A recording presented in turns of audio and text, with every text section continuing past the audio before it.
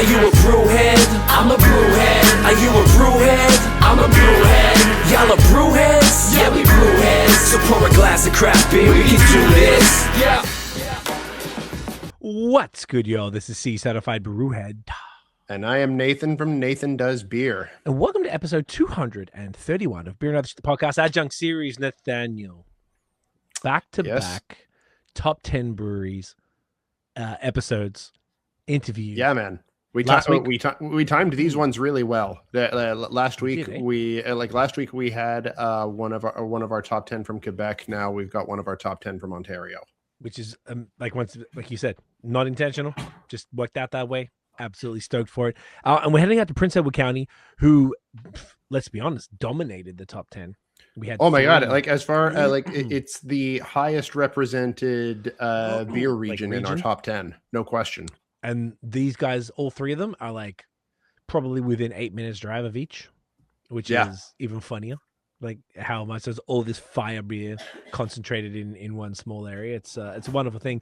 This is the second appearance for these wonderful humans on the pod. They went from 2024 best new brewery to now the 2025 solidly in the top 10, which is, I think it was number 8, 7, something like that. Yeah, that sounds right. Yeah, which is awesome. So it's not, not scraped in, fucking right. No, decisively.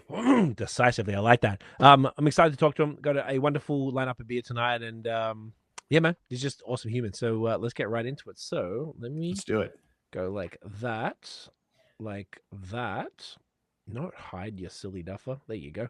Guys, please welcome Colin and Steph of Dune Hopper in the building. Yeah. Hey. Let's go. Great to see you, gorgeous people. How you guys doing? Fantastic. Good, thank you. Great to have you guys back. You guys are just slaying, eh? Out here. I don't think we would ever say that, but we I'll can take it from you guys. Yeah. We can. That's what we're here for. We'll say it confidently. Confidently. Thank you. Love everything you guys are doing. So happy for you both. Everything is just I finally got to come down in April, I think it was, for the brew day for the club, which we would definitely talk about for tramping. We got a lot to catch up on, but let's crack a beer. We're gonna start with this nice little delicate gem. Drift right here. Their light lager, 3.8, light pale lager specifically. Oh, it's like SARS. Fuck yeah, dude. Let's go. Beautiful. This one is this a new one? And look at that label. Just how charming is that little like boat on the lake with the sunset? How gorgeous is that? It makes. I hope that time comes sooner than later, because right now it's not the time. Tell us about this beer, guys. So this is I would call it more European light lager. Okay. That's why I call it the pale lager, kind of denote the European style base. I'll be honest, when I first came up with this concept, it was something I wanted for myself.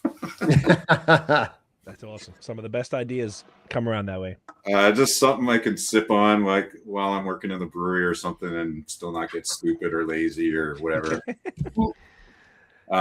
So this one, I wanted something light but flavorful. So I went with the Wireman Bark Pilsner for this one. Okay. Which has, I find, a nice sort of grainy note to it, grainy crackery note to it. And then went pretty heavy on the Saz hops for a lager. Like it did actually get a little bit of a dry hop. Okay. Amazing. And it's pretty pale. Like it's pretty light. Like almost like a rice lager or like a pre-prohibition American style. Yeah, I think it looks lighter than the Tent Light. Or no, what Beach Glass was our rice lager. It looks even lighter than that. I would agree with that. Yeah, she's looking pretty light, but it's not too light on taste. Cheers. Not at all. Cheers. Cheers.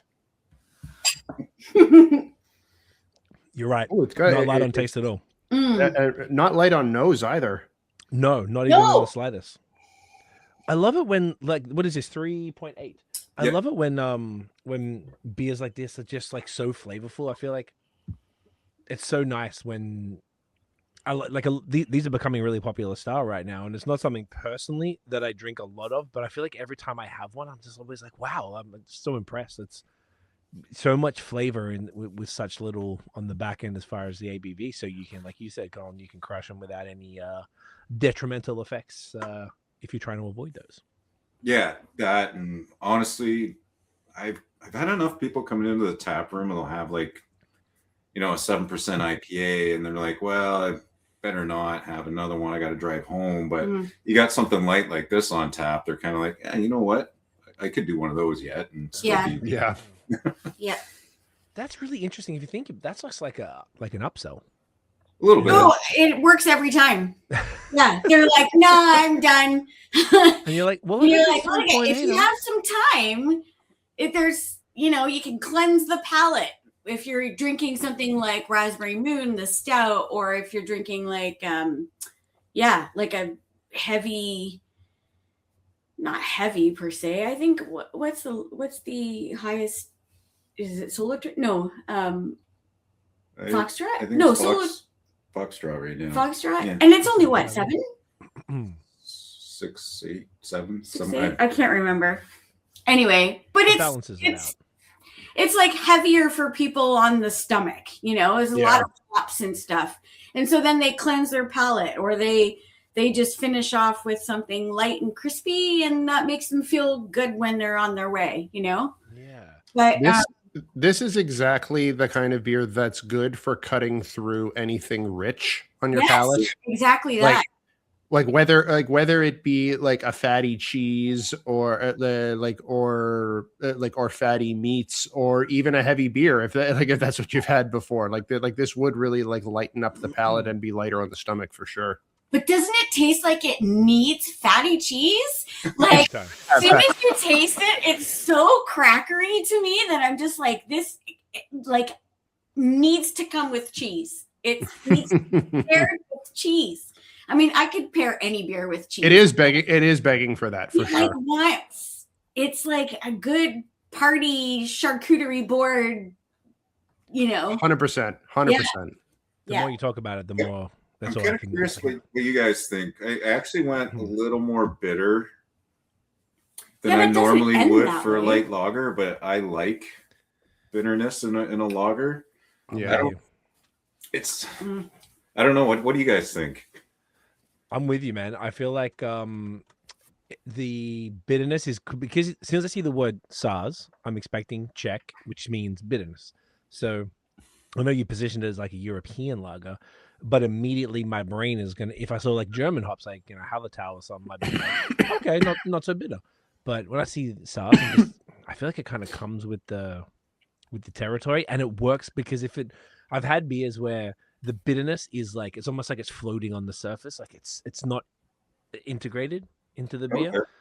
Okay. Like recently I can think of some that I've had, and it's a little overkill, whereas it's definitely more than other, like something comparable, like there would just be a light lager as opposed to maybe a light pale lager that this is intended to be. I think it works really well because you got like that grassy herbal vibe, you got the like really spritzy lemon going on that I'm getting a lot of, as well as like a little like floral earthy. So I feel like all of those like the kind of the peppery saz thing, exactly right there, right.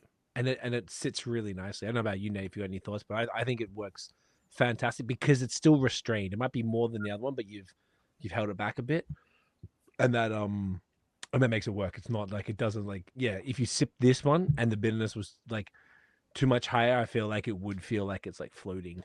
And therefore, like not necessarily a part of it. It was just like, oh, that was a mistake. But this is funny. If you didn't point it out, it's so integrated. Like it doesn't end on a bitter note that hits you in the middle of the roof of your mouth. Like those ones that are kind of.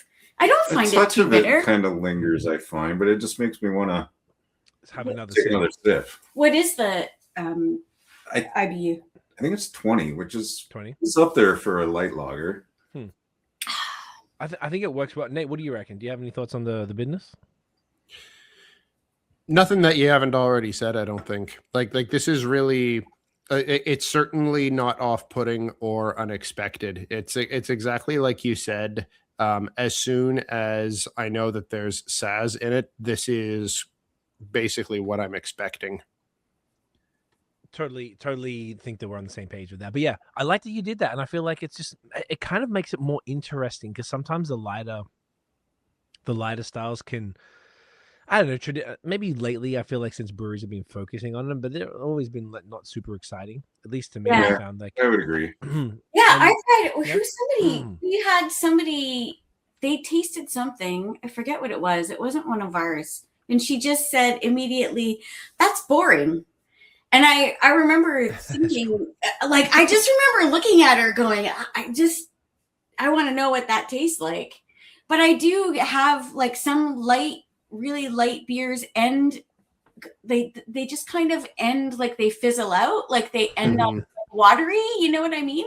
Very much so. And I don't feel like this does that. Like it has flavor all the way through. Yeah, 100%. This is like my second favorite of all of our beers. Yeah, I drink quite a bit of this one. Yeah. What are both your favorites then? On that note. Oh, Wildlife is I love Wildlife. The Czech lager. That is Czech Dark Lager. Yes, but you know what? He has excelled. Like when he did that Oktoberfest beer for BAOS, I forget, like 2017 or something. For the festival. 2018. Whatever. Yeah, it was for their Oktoberfest. And that giant festival at the fairgrounds or whatever. That was the winning best of show at a homebrew competition. You got to brew a beer at BAOS for their Oktoberfest festival.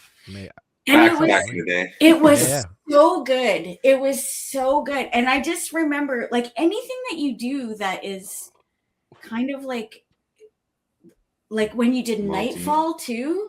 Yeah, like you excel at that style. It's just so good. Oh, I have to tell you wait. We'll wait till we get there. Wait till we get to Wildlife, and I'll tell you a story about that. Yeah. So that's your favorite. Colin, what's your fave? It's always changing because my lineup's always changing, but okay, so for right now's lineup. Oh, what I have right now? Oh, it would honestly be between this and Wildlife as well, I think. Hell yeah.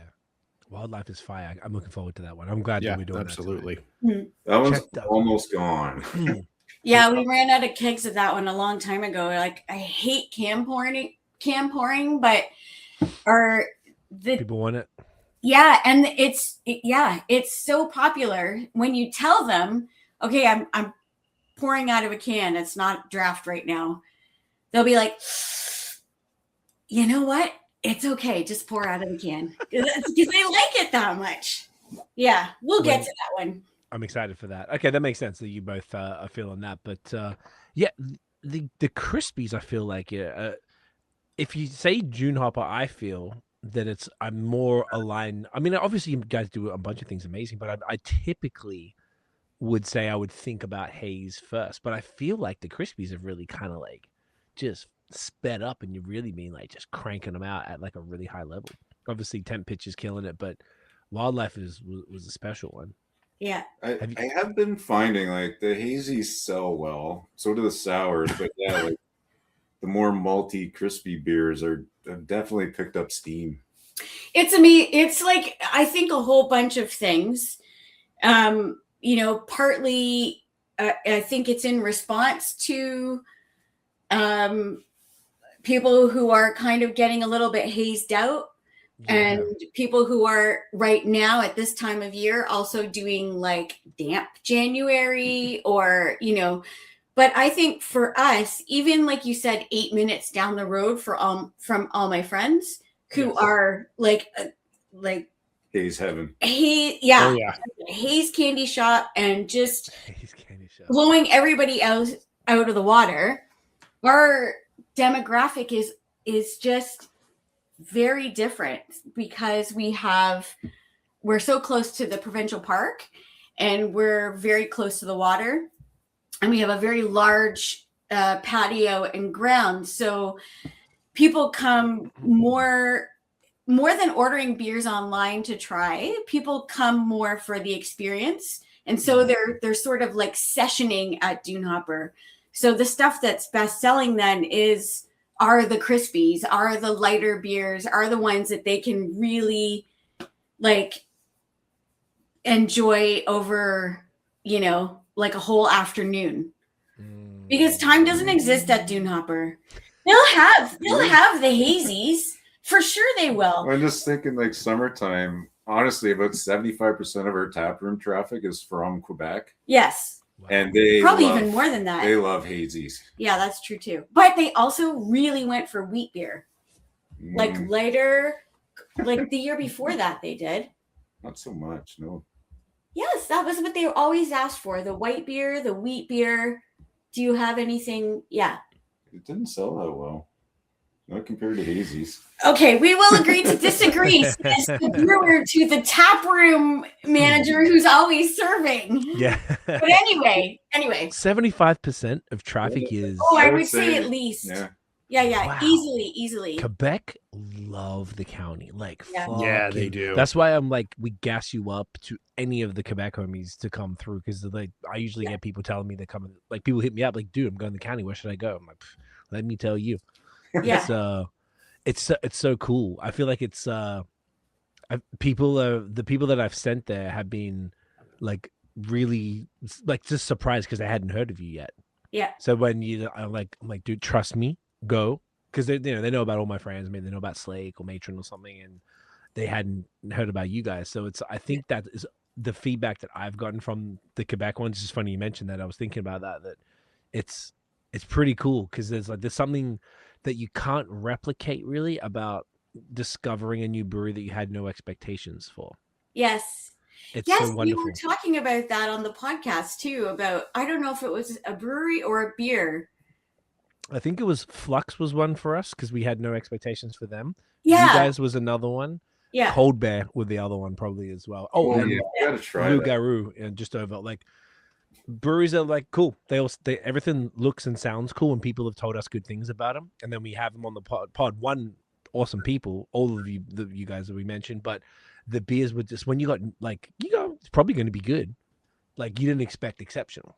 And you can't pay for that. You can't, it's such a nice feeling that like, that's why it's kind of the ones that we keep describing as quiet fire. Like the, like the ones that you don't realize, like that you don't have any expectations for, but then on first sip, you're kind of like, oh shit, have I been sleeping on this? Or where have you been? Even if not sleeping, because you can't sleep if you didn't know about it. So it's like, who's been hiding that? I get mad. I feel like, why didn't someone put me on? Like, come on, man, we didn't beer. Like someone has to tell me about something. If something's that exceptional, like the word has to get around. Sometimes I wonder about that. I'm like, if Ryan hadn't told you, how do we, like it's not necessarily if you build it, they will come. Like you really have to work hard. Oh, that is not, that is not true anymore. Right? That is not true anymore. Like but I find that even more, like I do find people respond to social media. Like I do find that people have come saying, oh, I saw your post and blah, blah, blah, whatever. But I think it's word of mouth. And I think too, that we have to encourage people who have good impressions to leave good reviews and to talk about it. It's otherwise you get like people who have negative things to say. Those people are extremely vocal. They love to share, right? But the people who had like this fantastic time, like tell your friends, tell everybody, because word of mouth I think is invaluable. That is like personal experience rather than me telling you, come, it's great. You'll have a great time. There's dogs, like that kind of thing. I want people, to share the experience they have and not gatekeep or anything like that, which I don't think people do necessarily about breweries, but not so much. It's like, how do you get the word out? Yeah, it's a very interesting process. And I was thinking, as you said, if Ryan didn't tell us, because Ryan specifically told Nate and I, was like, hey, I've been, these guys, you really need to, like, told us the story, gave us the pitch. I'm like, say, I specifically remember I was at Durand with him the first time him and I met in person, because Nate met him first, I think, at an event in Ottawa. Like, we'd been talking, and then I went and have a beer. I came up, I think it was like January or December, like a couple of years back, before you'd opened. Actually, probably, or you just opened. Now, maybe you just opened. 2023 then. September 2023. So maybe he told me it was December, January 23 coming into 24 when I met up with him. But yeah, I was just thinking like how I'm sure that other people going to the county would have been like, you know, Nate and I talk about the breweries out there a bunch on here and otherwise. And I imagine someone would have put us on eventually. Yeah.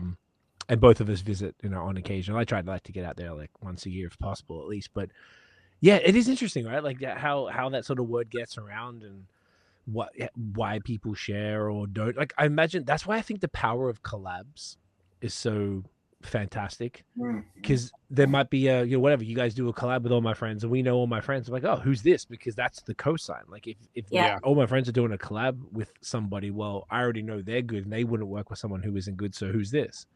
And I think that's just how it works, you know, all the different ways. So collabs are such a I know we've brought up this story so many times before, but that's how we really got turned on to the Catch when they when they did that collab with Badlands, and it just kind of exploded for us from there. Yeah, we didn't know who they were. Troy told us. Is so interesting because remember I told you when we were listening to the episode, I was like, they are so huge on collaborations and we haven't done a lot. Yeah, we got to work on that. And I'm just like, do you reach out? Do you reach out and say, because there was, I think Brewski was going to do one with you, weren't they? We were talking a bit, but it never panned out. They seem very busy. They are busy. They're definitely busy. You do have to, obviously we did the one with you guys for our anniversary and we're 40 and you can imagine the level of proactivity that required. Yeah. So, you know, some people did reach out to us, but we reached out for the vast majority. And you just got to like stay on it without like not being thirsty, but just like, cause that one we had a deadline, so it was different. But yeah, I feel like you guys mentioned this briefly off air, but you guys have been, you went to the OCB, like, been going to different festivals and events and really kind of like, you know, putting the brand out there a little bit, shaking some hands, you know, meeting some folks. Yeah. And I know like Colin, Steph, you've been obviously holding the tap room down, but Colin, you've been out there gallivanting with Rob from all my friends and stuff. And, you know, people knew him. So I know that you probably get to like, you know, meet the people that know him already and stuff, which is the whole point of it all. You just with someone who knows someone already. So you're like, boom, boom. Like you came to our event. Hopefully you got to meet a bunch of cool people there. And I think it's just that, like brick by brick over time, and you just keep doing it. And I don't think there's anything wrong with an email being like, or I was about to say an email saying, hey, love your stuff, would love to do a collab. Even better on before that is like the foreplay where you like shoot out a little box of beer and be like, hey, I'd love you to try our stuff. With no plans of reciprocity and just being like, hey, I'd love for you to try it. You know, if you enjoy what we're doing, you know, I'd love to have a chat about doing some stuff together. Maybe we can help each other out type thing.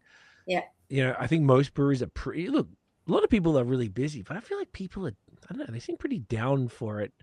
Like it's all about timing. So maybe you hit somebody up like, oh man, like we had a bunch of those that weren't able to do our collabs because it was just bad timing for them. Like probably 5, 6, totally fine. Like, yeah, no worries. Maybe we'll do one eventually. Who knows? But like, you know, if that doesn't work out, then cool. Who else can we do it with? It's just like a really strong way, particularly in this time of year, like in the county is relatively quiet. It's quiet, yes, but also no one has money for ingredients then. Oh no. There's like, we can't make beer because it doesn't move that fast, but also if there are days, like seriously, the county gets so quiet. And because of where we are, which is kind of like at the end of Westlake Road, because of where we are, no one's really going down there unless you're intentionally coming to Dune Hopper. Right. So, I mean, there are days when, there's like 2 or 3 people in the tap room for a whole shift. Damn. But the weather in Westlake also is crazy because you've got Lake Ontario, then Westlake and Eastlake. And it's like a wind tunnel, and then it gets like a ton of snow. So we've had like events and, you know, shifts where we had to close. There's been a lot of of snow days and stuff in the county.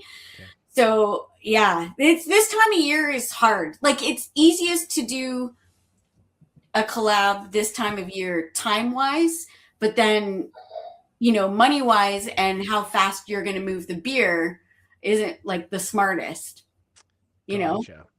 But then on the other hand, on the flip side, how much work really is a collaboration, right? Like you guys are just, you're making the beer, but one of you is like mostly it's one drinking. guy doing all the work. Everybody else is standing Like, there. Colin, hold the camera while I pour the hops in. Like, yeah, I remember we got you putting a bag of hops in. Yeah, I had to show Colin like how to use the camera because I was editing the footage recently. I was like, yeah, had to. It's hilarious, but it works out. Like, yeah, they're not physically a lot of work, but I guess if you're doing it this time of year, maybe this is the good time to do a lager that drops in March or April, and you could got 12 weeks for that bad boy to sit, and it's no problem. Like some sort of whatever, something fun like that. But it could also be a good time, like you did with Ernesto, a good time to like during the summer.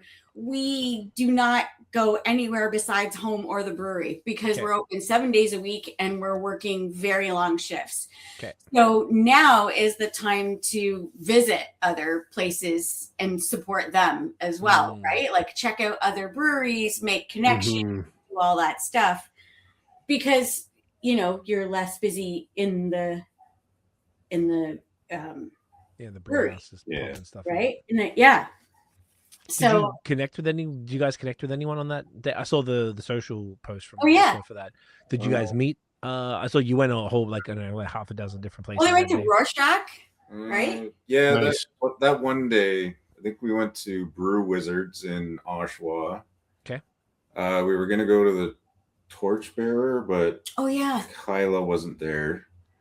Then we went to Common Good. I met Ajit over there and toured around. That's a really nice facility he's got there. Yeah, very cool.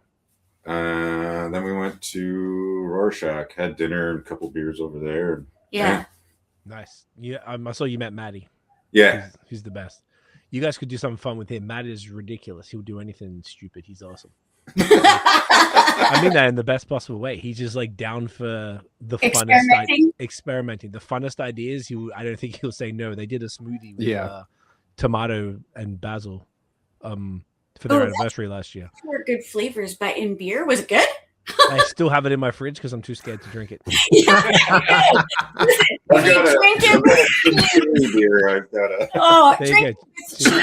or pasta. That could probably work, yeah. Like, just have or a steak or something. I bet you would be good. I mean, if you make it like the green profile kind of like bready, and then you've got tomato and basil, like that would be delicious. It'd be like not for me.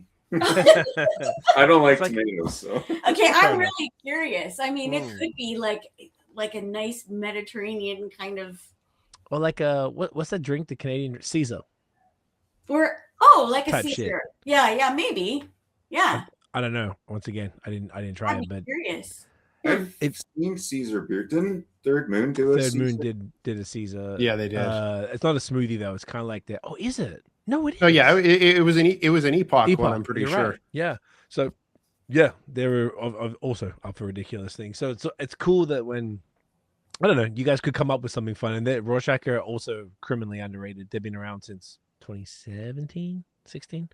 Everything I've had from there has been excellent. Yeah, when I go to Brood Bar, I usually bring you back something from there. Hell yeah. Yeah. Yeah, they're like they'd be a great fit, and they have a core audience as well. And so yeah, I think it's just about doing that and just keep copy paste and doing that over time, and that will start to grow stuff out. And yeah, maybe this is a good time to do something that's a lighter lift that will actually move. Like you wouldn't do like a New England IPA right now if they're not moving fast enough. Like you do something else entirely, type of thing. But I like it. I like that you guys are getting out and doing that stuff.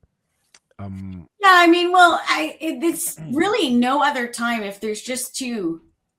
Like there's always something that we're doing, right? So it's we don't really have staff where we can go, okay, we're going here and the staff can take care of it.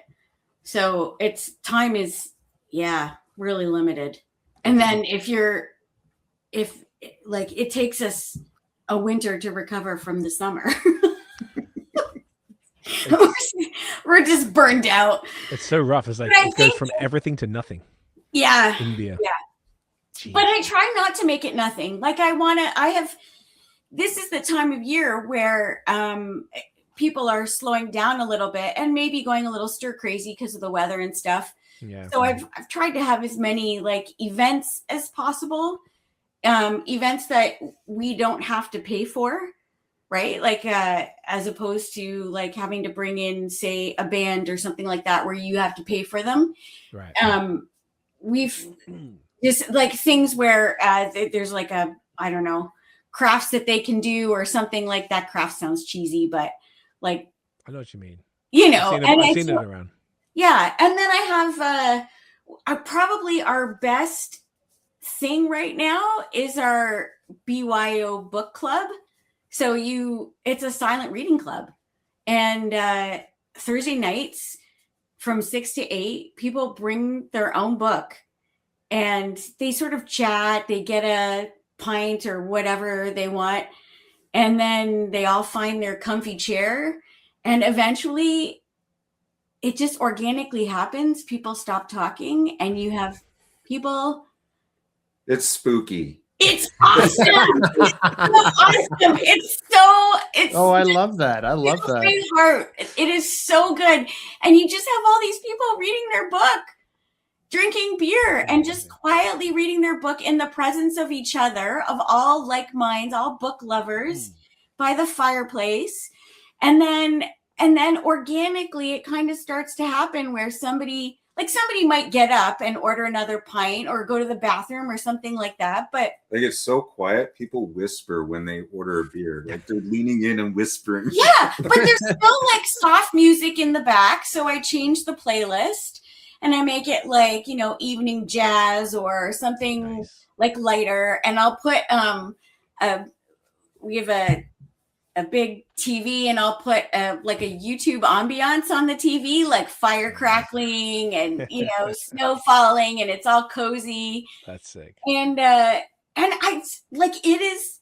I think that if we did not have this little event, we would probably be closed on Thursdays. Like we have like maybe I don't know, 2 or 3 people come during the day, or like later on in the day to pick up some beer to go or something like that, or maybe have a pint after work. But otherwise that 6 to 8 crowd, I mean, there are times when I'm pulling out camping chairs to fit people. Wow. They all want to come and read. Yeah. And complete strangers have made like little pockets of friends with each other because they've bonded over the type of books they're reading, or they like, we've gone out for tea together. Like, it's just so cool. It's really great. Wow. Like, so this is the time of year too, where I'm like racking my brains. How do I get people in? And, so we can stay open during the winter, because I want to, because it's not very lucrative, but it's my favorite time of year, because now we have time to like really chat with the locals who are like, they've become friends. They're my favorite. If we lived right there, I would never close. I would just stay open. And if I saw someone coming up the driveway, I'd run into the brewery and I'd be like, the pajamas. Let's do this. Yeah. That's adorable. I love that. That's so good. There's like, yeah, we have the best locals. Anybody else thirsty? Yeah, let's do it. We were on it's a great idea. We don't want to interrupt. What are we doing? I'll vote for temperature. Temperature? Wait, you guys want to do temperature, or have you done it already? No, we're going through all these beers tonight. Let's go. Oh, yeah. All right, let's do it. Okay. I'm not scared. We're not scared, Stephanie. I am. Yeah. Well, you're splitting them at least. Nate and I are Yes. taking them to the face. We are old professionals at this stuff. This is our flagship beer. love seeing this design. This is what we use for coasters, for the t-shirt. Stunning. Our logo. It's the perfect one. It summarizes the area pretty well, yeah. With the and the camping vibe, which is perfect. The sand dunes. And this one was this was one of the first beers that you did. Like, how did remind me? You probably say this on the last pod, but how did this one become the flagship? Oh, well, it's so yellow. It's tied in with the name and everything. So this, when we were talking about opening the brewery, Colin was like, okay, I'm going to start like experimenting and brewing. I'm going to brew the first beer, and the first beer is going to be, because the brewery is going to be camping themed. The first beer was going to be what we would want to drink while we were camping. Oh, yeah. Did I tell that story last time? I don't remember. But honestly, you can go ahead if you want. Tell it again. We could tell it again because our memory is horrendous. Maybe a lot of first-time listeners too who didn't see obviously, the name's a little tongue-in-cheek, but there's a reason. There's a reason to the name. Yeah. It's quite literally, to sum it up, when I go camping, the first thing I do is pull out my cooler and pull out the tent, and then crack a beer.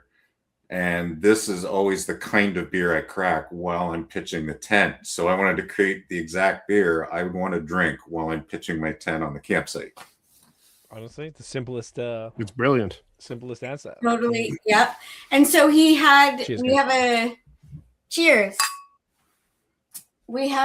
kegerator in the laundry room, and it's painted with blackboard paint. So we would have like tent pitcher version 1, tent pitcher version 2, and you just kept going. You kept tweaking it until you got what you wanted, more or less, right? Oh, I've never stopped. No, I know, but sometimes I ask customers if they taste a difference, and they're like, "Oh my God, don't you dare change it!" I mean, they won't. They probably won't. I imagine they're, really small tweaks. Oh yeah, but I mean, I've kind of joked with some of the regulars that if they had this version of tent pitcher compared to the very first batch, it's a dramatically different beer. Right. Interesting. Yeah, but we have customers, and many of them are local too. Yeah, that have had nothing but tent pitcher the entire time. Like they are loyal to this beer. Interesting. They've been drinking a little bit of drift here and there. Oh yeah. One converted to drift, but also this is on tent. Well, I think it's also because they wanted to like slow down a little bit. Like just the lighter percent is making them feel less lit. Yeah. Yeah. I understand. And this is 4.8 as well, by the way. Yes. And this is a straight lager. So light pale lager. This one just lager. Craft lager? Yeah. I called it a craft lager. I mean, is it like Czech? This is a brewery. It's kind of the fun thing. You can make up styles. Yeah. But it's, I mean, I meant it to be a lager, but I called it a craft lager because I tried to make it a little bit crafty. Gotcha. Just add a little more flavor to it, a little extra note of something, but still keep it super easy. Will you look? I mean, I know you just sort of said like it's kind of a general thing, but was it like a little more on the German side, a little more on the Czech side, or kind of a bit of both? It's a bit of both, to be honest. It's using German hops, but it's got a little more of that, like a touch of that Czech maltiness to it, like a little bit of that melanoid-y sort of honey note to it. Yeah, there's a little bit of sweetness. Yeah, I get that for sure. It's still nice and herbal and grassy. Bitterness is pretty restrained, but like for where it should sort of be, if it's maybe a bit more on the, if it's like, it's not like full like the Czech pills that are kind of a bit more ramped up, but it's also not as soft as like a German Helles or something like that. So it's kind of like a. Yeah, I think it's sitting around 20. I have to look at my brew sheet. It's somewhere around 22 to 24 IBUs. So it's not that different from drift, but you taste bitterness and drift lot more. Yeah, Like it's bitterness perception, right? In this case. Great. It is similar for sure, and like at least from a perception standpoint. With the with the style name, I think another benefit of that, like calling it craft lager, especially for your flagship, I think there's a benefit in it not being too pigeonholed into into one specific style of lager, because it doesn't need to necessarily fit in a BJCP like specific format. It allows more flexibility with your saying, if it's kind of straddling like German and Saaz, and like it doesn't need to be that specific for someone who's coming in and is like, okay, time to get my post work 10 pitcher. And it doesn't need to be a specific like oh, this is a Czech lager. It's like, no, I'm just coming in for my Dune Hopper lager. That's I think there's a benefit in it not being kind of too siloed in that sense. Yeah, I don't know if I could really, as you say, I don't think I could pigeonhole it into a specific style within those guidelines. Like it's a little. But that's a little bit like you in general. Like you are not making beers for contests now. You're not having to brew specifically to style. You can make tweaks and do things your way. Yeah. Which was really your whole, you're passionate about making beer, so you wanted to start a brewery, but also you like to do things your way. That sounds bad. But honestly, every brewer is like that, I'm sure. All the ones I've met, like we all. Well, yes, but I don't know. I think some people enjoy making a beer. You're just gonna adjust this. It's on a little table. But enjoy. Oh, now you can see the posters. Nice. But yeah, there's a few of them hanging up in here. It looks sick. Some of them I think enjoy brewing to style, and making an exceptional beer that is the same style as everyone else's, but tastes better because you've done a really good job in your brewing process or something, No, it makes sense. And I was thinking as sort of you guys were explaining it, I was like, because it's a flagship. I mean, I don't know if you ever thought of it, but like doing like variants of it. Like you got Tent Light already, but even like Tent Dark or like tent with something else, or some sort of a tweak. I don't know. It depends how silly you want to get. Tent with marshmallow. I don't know. That could be kind of lit still. Another. No, probably not. I'm joking. Actually, am I there? You got my brain going off on a tangent now. So. Just because like it's something like fun about it, and if it's so and I think when I was thinking of it when you said there were people who were so loyal to it, I was like, that's a cool observation, because that if you think about like think of anything almost like I was thinking I saw the other day like Highlight from Cigar City in Florida, they did all these crazy versions of it.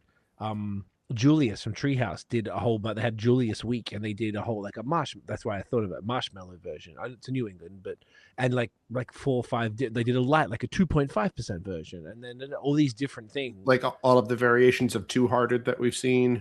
Two Hearted, and they do the packs that we got. Fun. I like that idea. Yeah, that was a good idea. Like we got that. I forgot about that. The Two Hearted pack, and they had like the Haze Hearted, and they did a double version of it, and a fucking dark, cold IPA, a black IPA version. So like all these different fun stuff, and it's just like little tweaks on this brand that is known and loved.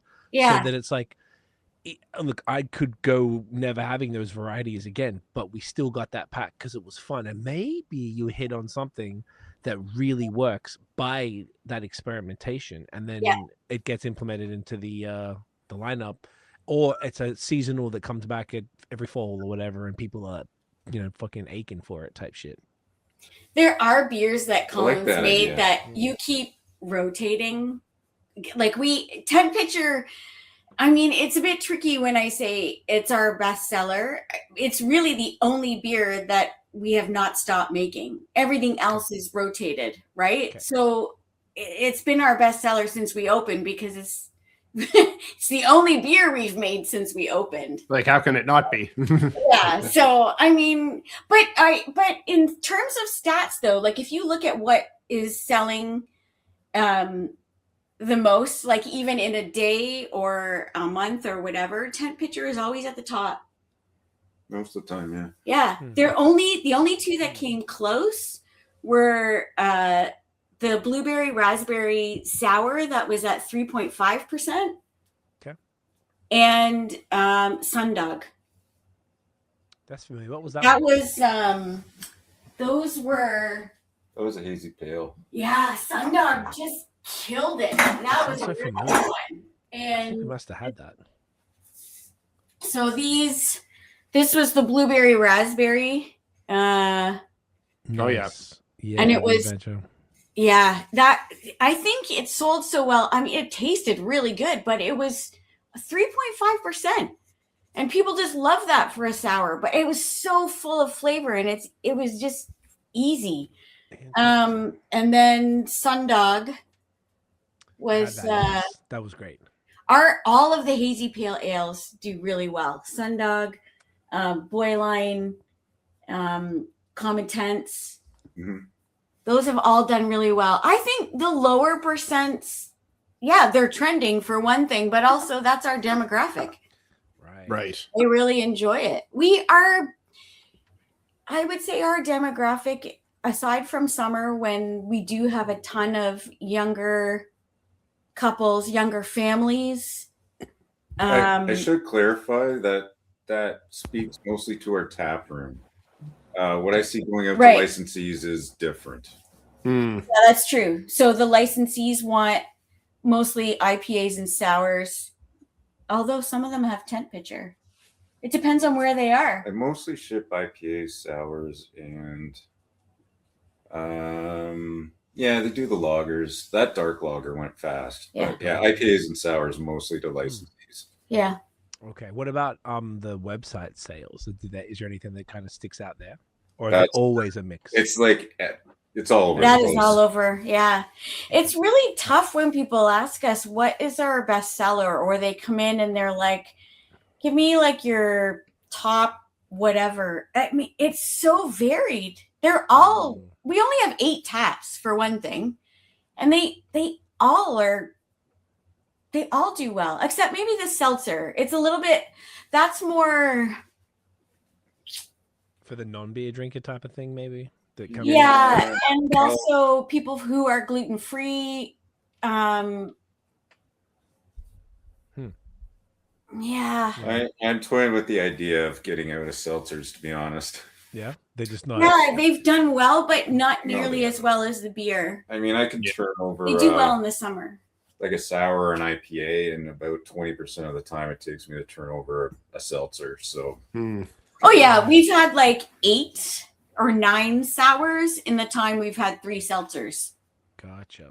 and So we it's- don't like we make the seltzers when one's done, when we anticipate one's going to be finished, then we make the next one. We've only had to do that 3 times.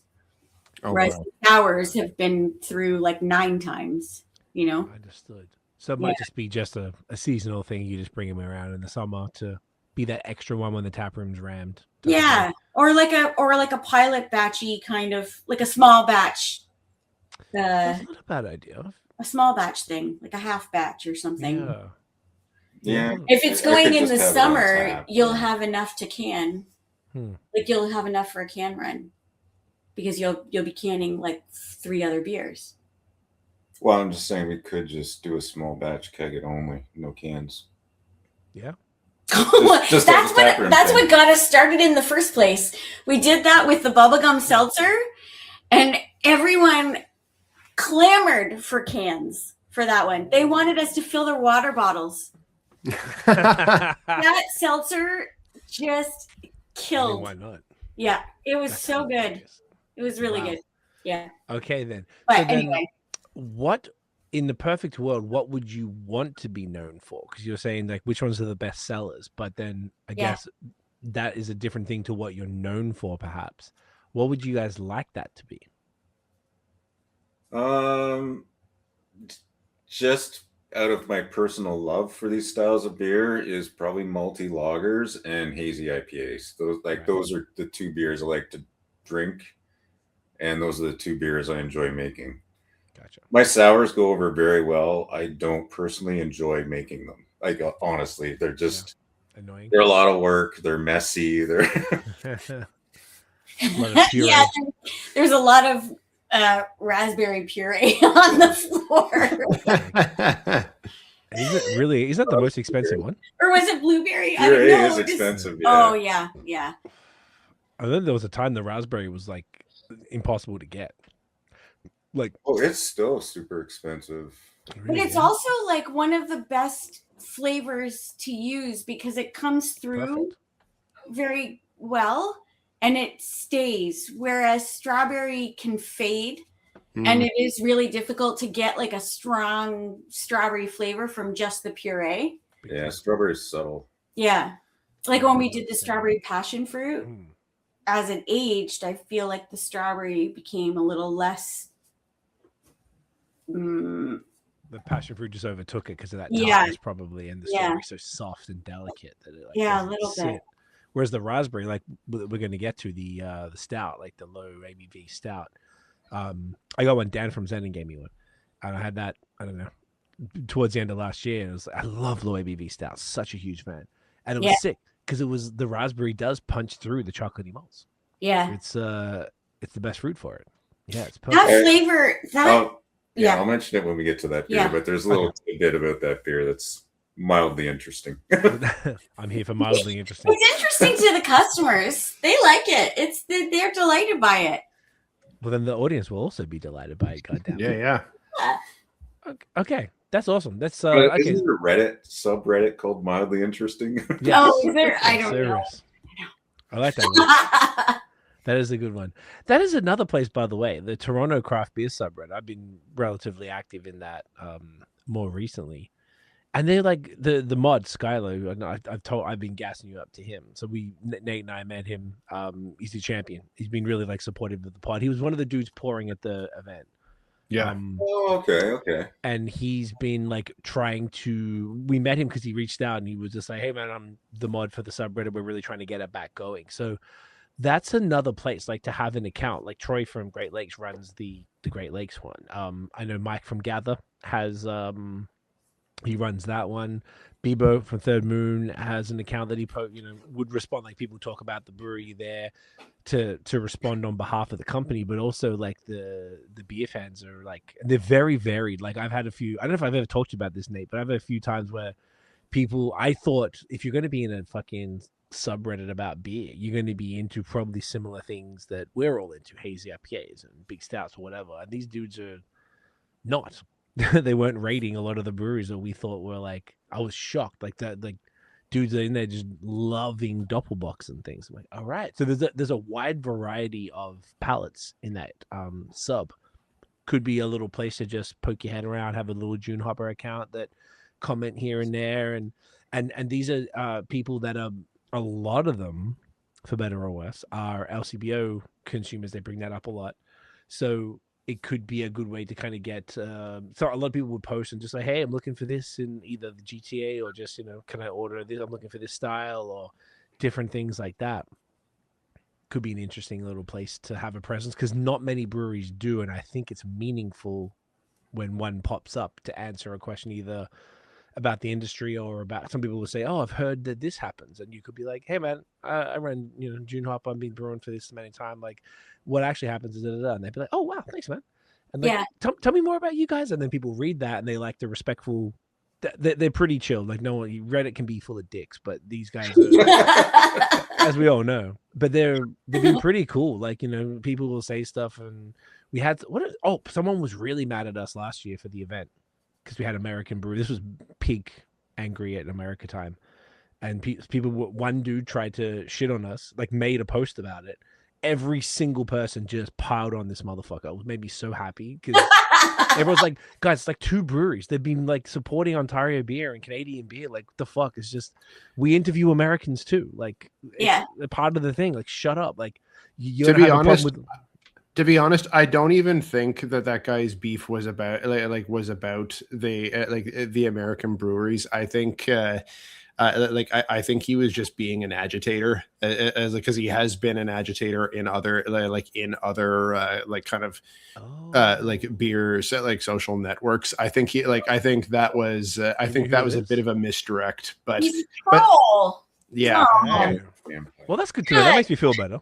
Because I was like, no one would agree with him. And I was like, okay, good. There wasn't one single person. And he never even backed down a second. That would, the only thing that would explain someone who wouldn't respond to a logical point with a, oh, cool, I get it, would be a troll. Yeah. So that makes so much sense. All that to say, so few and far between. They're really trying to push it. So that was another, we're talking about ways for breweries to get ahead. And I would just not only encourage Dune Hopper, but anyone from a brewery to have an official account for that brewery. Like even Skylar was like, dudes, make a beer, because I've got another one that I just whatever, like a, what do you call them, but it doesn't have my name or anything on it, just so I can be in everything and it's not attached to me or whatever. I didn't do anything problematic. It's shoes and stuff. But then the BAOS one, I can be really in the beer stuff. Burner, but like something like that. Say that again.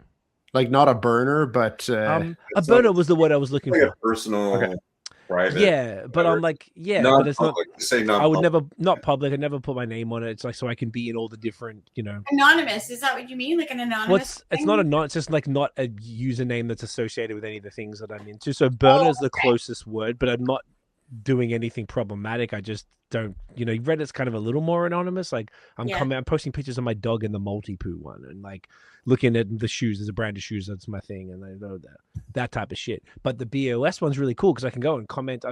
I commented on, someone did this thing on the Untapped subreddit. I'm pretty heavy in that too.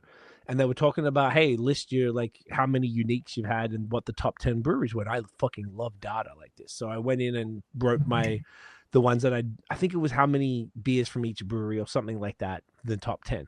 So I put that in there. I got talking to this one dude. We started DMing, and then he lived in, it's Vancouver, Washington State. So then he was telling me about his favorite brewery. So I got them on the pod like in 2 weeks' time because I met this guy from commenting on Untapped, and now we're having it called Vice Beer. So having them on the pod, I'm like sick, all because of that. So I find that that's like another angle to talk to real people, and just sort of be a part of a conversation and contribute, even if it's not about your brewery, but just like you can give real answers to people who maybe have things wrong or have some assumptions or have some questions. And the troll factor is way less than any of the thing. The fact that Nate pointed that out, I thought it was a dick, but a troll makes me feel way better than a dick. Yeah. So pause. But it's yeah. That's why I paused it. Not even really. But anyways, a good thing for people to get on, I think, just because it's a place where people congregate for beer. It's the digital version of going to a festival sometimes, and you can yap to folks about all that. And on that, you guys have been going around a lot. Once again, Steph, you've been at like locked down at the brewery. It would be sick if you were both in places, but I guess it's not possible. OCB 2025. How was that experience then, Colin, for going out there? And like, because we hung out at Clifford, and I think was that the only place? Was it just Clifford? I saw you at the event. Yeah, I saw you at the actual conference, and I saw you at Clifford. Honestly, that was my first time going, and I would 100% go back. So worth it. Not only, like, I did learn some stuff, but I met some great vendors, and I met a lot of cool people, learned some stuff, made some connections, like, had fun. Totally 100% would go back. Hell yeah. I definitely wouldn't. I really look forward to it. And it's in Hamilton again this year, which is like 3 years running. It's $10 Uber wherever I go. Fuck yeah. Very convenient for us. But it's like it's really cool. Nate, you'd love it if you ever wanted to come down for it. But it's cool just because like it's everybody that we know from doing the pod for 10 years in one place. Like, yeah, and it's not just for brewers anymore. Like that's what so I thought it was. I thought it was just going to be a bunch of brewers. So I'm like, oh god. Well, there's a lot. No, that's the last thing I want. Brewers? No. It's everybody, man. It's the marketers that would go sometimes. Sometimes whole companies. I'll have like left field usually rolls deep. Town rolls like 10, 15. Yeah, Town rolled a Great pile. Lakes goes hard. Like a lot of marketing people, like, because we do a marketing session every time. And this year, Rob had the one next door to us, and he took a lot of our people, which is smart people were like, oh man, Rob's doing that. I'm like, just go. You can download our slides. It's fine. Like, it's really cool to have someone like Rob, who's, you know, from all my friends, who's like a, you know, Hayes Lord to be. I'll tell you a little story about that. no! Off the air. Off the air? Okay, love to hear. Well, I mean, he said it right in front of the entire audience. You probably don't have to be off the air. But I was just like, oh, Rob. I like it. Problematic Rob. Let's go. We'll do it off the air. Just to say. Oh. But even just that, like having, and that was like standing room type of stuff, and I thought that was super sick that people were so excited to share that information, because it's a forum for that. And, you know, we're doing this. We did like a marketing thing. It's typically pretty, you know, there isn't that many marketing talks or whatever. The vendors were all popping. The parties, or so many different parties, and every single, like, I feel like everywhere I walk, turn a corner, I'm like, hey, like, you know, get to meet people who've been on the pod in person that I haven't met, and same for it. It's just really nice. Like, I really enjoy it. It's super cool. Like, we got on that Wednesday night, absolutely. I was supposed to meet the Cold Bear dudes the next day. I couldn't even move. I had like when I was throbbing headaches, it didn't matter how many fucking Advil you take. I was a little sluggish that day too. It was a little bit. Well, yeah, and I love learning about stuff. Like, I think it would be cool if they had like a whole taproom management kind of panel, and like because the experience goes hand in hand with the beer, right? One of the keynotes was I forget her name, but she was talking about all the statistics of I think she was talking a lot about Kate? Yeah, I think Kate so. Bernot or Bernot. Yes. She's like a beer writer, but she was talking about that stuff. Yeah. So she had a lot of stuff that would have been applicable. There is somebody on Instagram, I forget her name, but her handle, I think, is something like She Loves Craft. Oh, yes. Oh, yeah. Stephanie, I think. She does really helpful beer posts, like sort of social media / like the just social industry media posts. stuff. Yeah. So Yep. I'm like, yes, because this is what I'm doing, like, just because that's how I want to do it. Like, I don't like following rules very much, and I just want to do the social media the way I'm doing it, and I don't want to, like, I don't know. Just in case the AGCO is listening, we do follow all. At all times, the rules are followed. I mean, like, there's so many things you have to, like, social media, that's what it is. It's so much like, do this, don't do that, do this, don't do that. And I'm just like, I'm doing our social media the way I want to do it. I'm going to take pictures of our tap room. I'm not going to load it every single thing with a glass of beer, whatever, because I find that boring. And her advice is like, I'm doing it all. Like, but there's still so much that I'm learning from her. So it's like, it feels like there's not just beer drinkers are changing, like who's drinking the beer, because that was interesting. You brought that home from the conference, like more women, more diverse, like audience, more diverse drinkers. Anyway, and, you know, lower ABVs and all that kind of stuff. Sober, curious, whatever, all this stuff. But there's a turn from, there's a little bit of a turn away from posts that are like traditional marketing. And well, you would know about this because of all your marketing stuff, and toward more like authentic sharing, you know, like more like a sharing of the taproom experience and your community and all of that. Because that's honestly what Dune Hopper is. It is very good beer, but I find those accounts extremely boring. I don't want really doctored pictures of beer that looks beautiful. That doesn't really appeal to me. So I feel like I want to appeal to people who might think the same way as I do. And it's about, it kind of goes back to like when we were growing up, all those really cheesy beer commercials where it was a bunch of people like laughing and sharing beer together and, you know, your Carling years and all of that like fun shit. And I think that is what we wanted Dune Hopper to be. Like, at least that's what I want Dune Hopper to be, is like not just focused on the beer, Right. but focused on the people who are drinking the beer, because Make them the hero of the story, not you. well, and tell a story and like be telling the story of Dune Hopper too. It's not just a glass of beer. It's also like it's we're there because of the people. Like that's a little bit cliche, like, but it's true. I mean, we could make the best beer in the world, but if those people are not coming to the tap room to have an experience, or they're not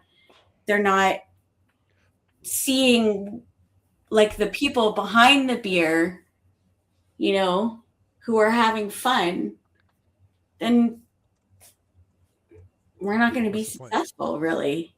Yeah. I don't know. I want it to be about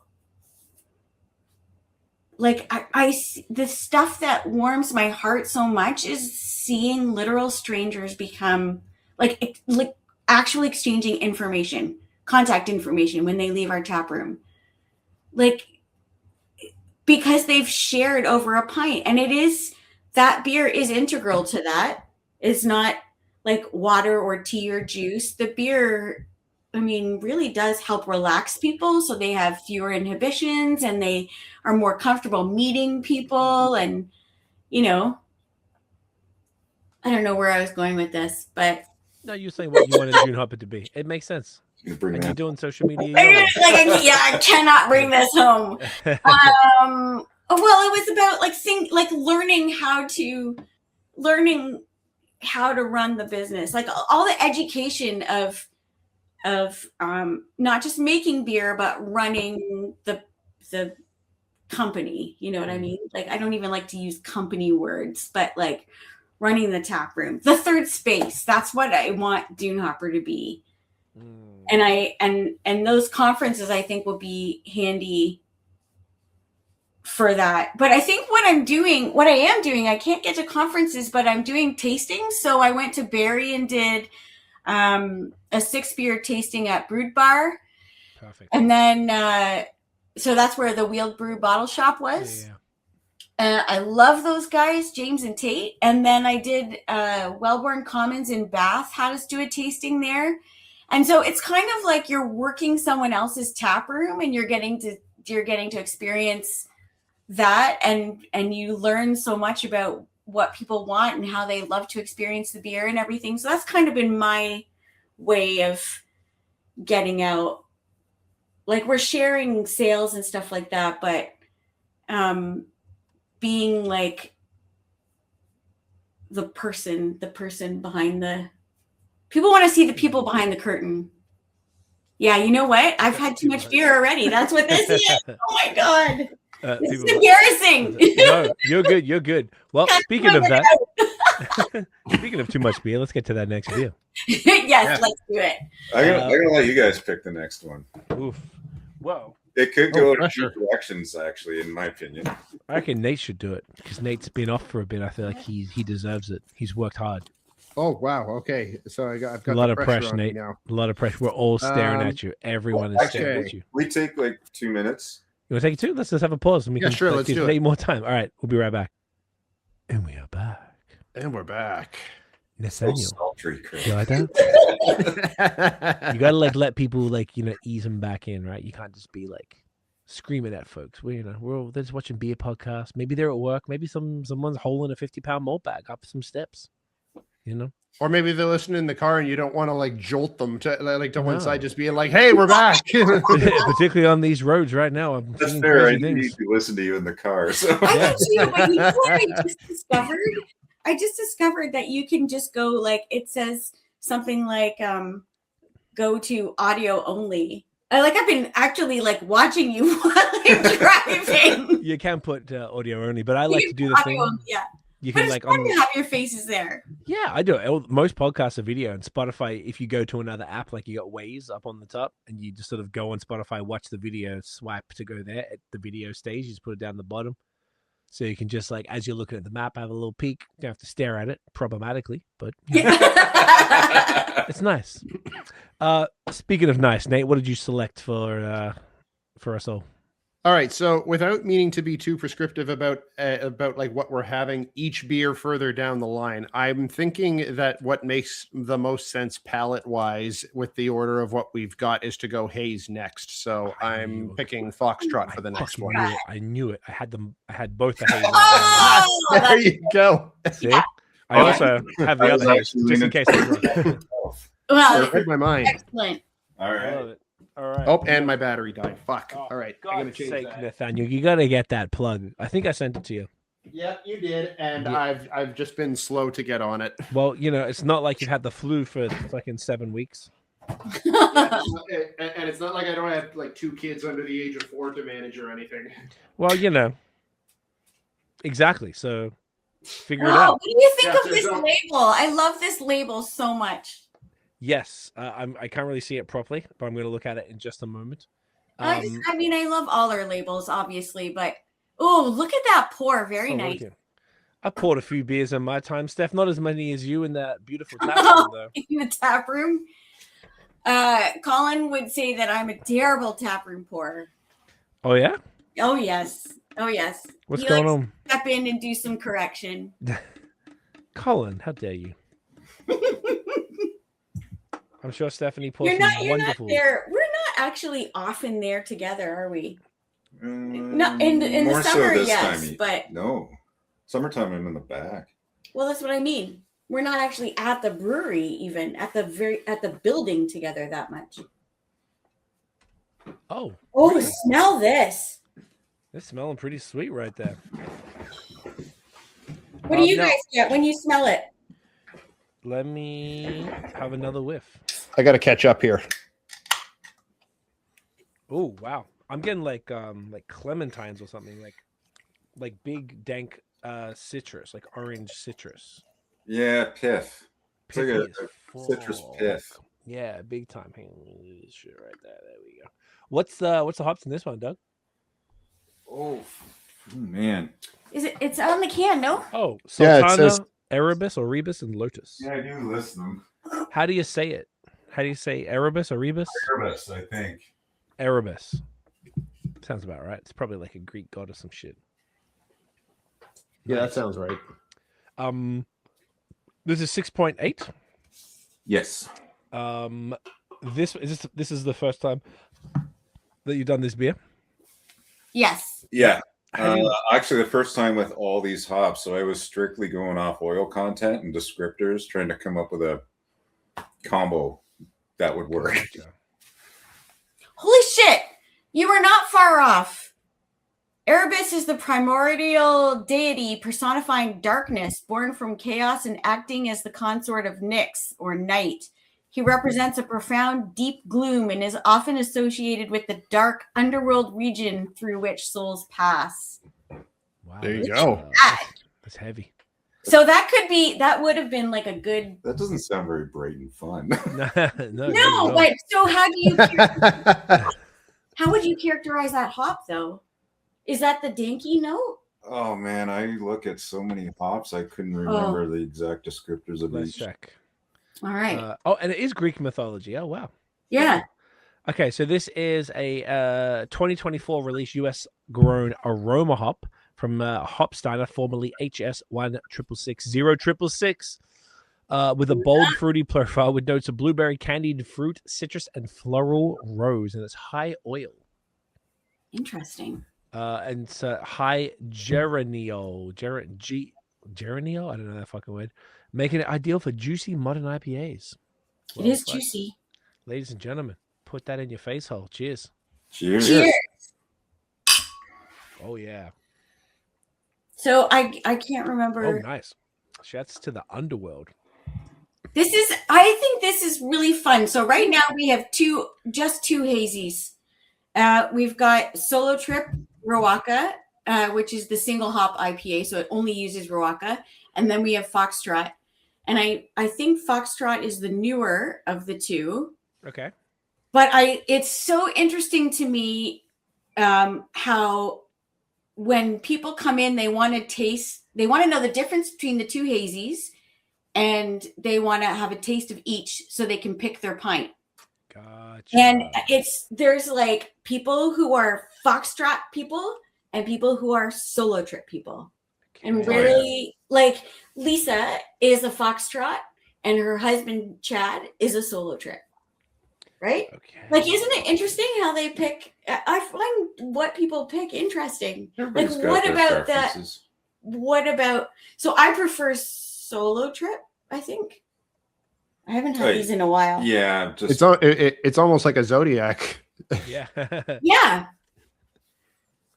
I prefer Solo Trip just because I friggin' love Riwaka hops. It's one of my favorite hops. So No, that's totally fair. This is very, very citrus heavy. So I guess it's sort of more, if you are a citrus person, then this would speak to your palate a little more. I get some like earthy and piney notes from it too. Yeah. Mm-hmm. Very creamy body. Yeah, the earthy and piney is that there's like that, either pithy bitterness or like piney herbal type of thing going on. I wonder if it's from either the Lotus or the Sultana hops. Which Sultana, wasn't that Denali? It used to be called Denali. Oh, Denali. Oh man. It is quite pissy. Yeah. Yeah. I'm gonna look up my brew log actually. And then Lotus. It's- These are all super unique hops. With all of these like citrus heavy and like in kind of earthy vibes, and there's a resinous component too. So like so much of these would work really good as a West Coast as well. Yeah, totally. I'm kind of with you, Nate. Westies aren't quite as popular, but I love a good Westie. So do I. sometimes. Westlake is a beer that you made twice. Yeah, Westlake is fucking dope. I love that beer. Good. Yeah. And the other one that he made that was really good was that wasn't a hazy, was his red IPA, Sylvan. I fucking love that one too. That one was love that amazing. beer. I Yeah. found that in the fridge the other day. For some reason, I hadn't had it. How's that? Would it be sitting okay by now? Because a red IPA is I kind of mean, like it's old, but I bet you it's still Red. good. Yeah, you're gonna lose some of your hop aromas, but I actually just had one not too long ago. It was still good. I mean, the nose was a little more dull, but it was still very, very tasty. That was a really good beer. You know what we found? Your beers age surprisingly well. That's your DO oxygen. Yeah, but like we had that paddle up that was like fucking ancient and it was so good. It lost some of its haze, but it was so delicious. Oh, and then we had not long ago we had the spiced cherry. Oh, that was still really good. oh yeah, the spice. I cherry, was that a banger. shocked by how good that still was. Yeah. Shocked. And I mean it was like I've been finding beers in the back of my fridge. well, like everybody, right? They're all Happens finding happens to all of us. It does. And there's like, I never know what to do with those because they get shared to me. And I'm like, I can't repost this. We haven't carried this beer in ages. And I'm like, please tell me that beer aged well because you're drinking it and it's so old. Like, seriously, I don't want anyone to drink our beers past like 6 months is pushing it. For IPAs, like drink fresh. Right? Yeah. What's your Right. I like this question for every, I feel like every brewery has a different answer. What's the optimal what's the peak for drinking your IPAs and what's the latest that you would be like cool with? Obviously, you know, shit gets caught in the back of fridges. I cleaned out the other day and I've been having a bunch. Nate was like, what the fuck, you still got that? I'm like, yeah, like back of the fridge thing. I took everything out, cleaned it and put it all back in, found stuff I didn't realize was there. So I always find it an interesting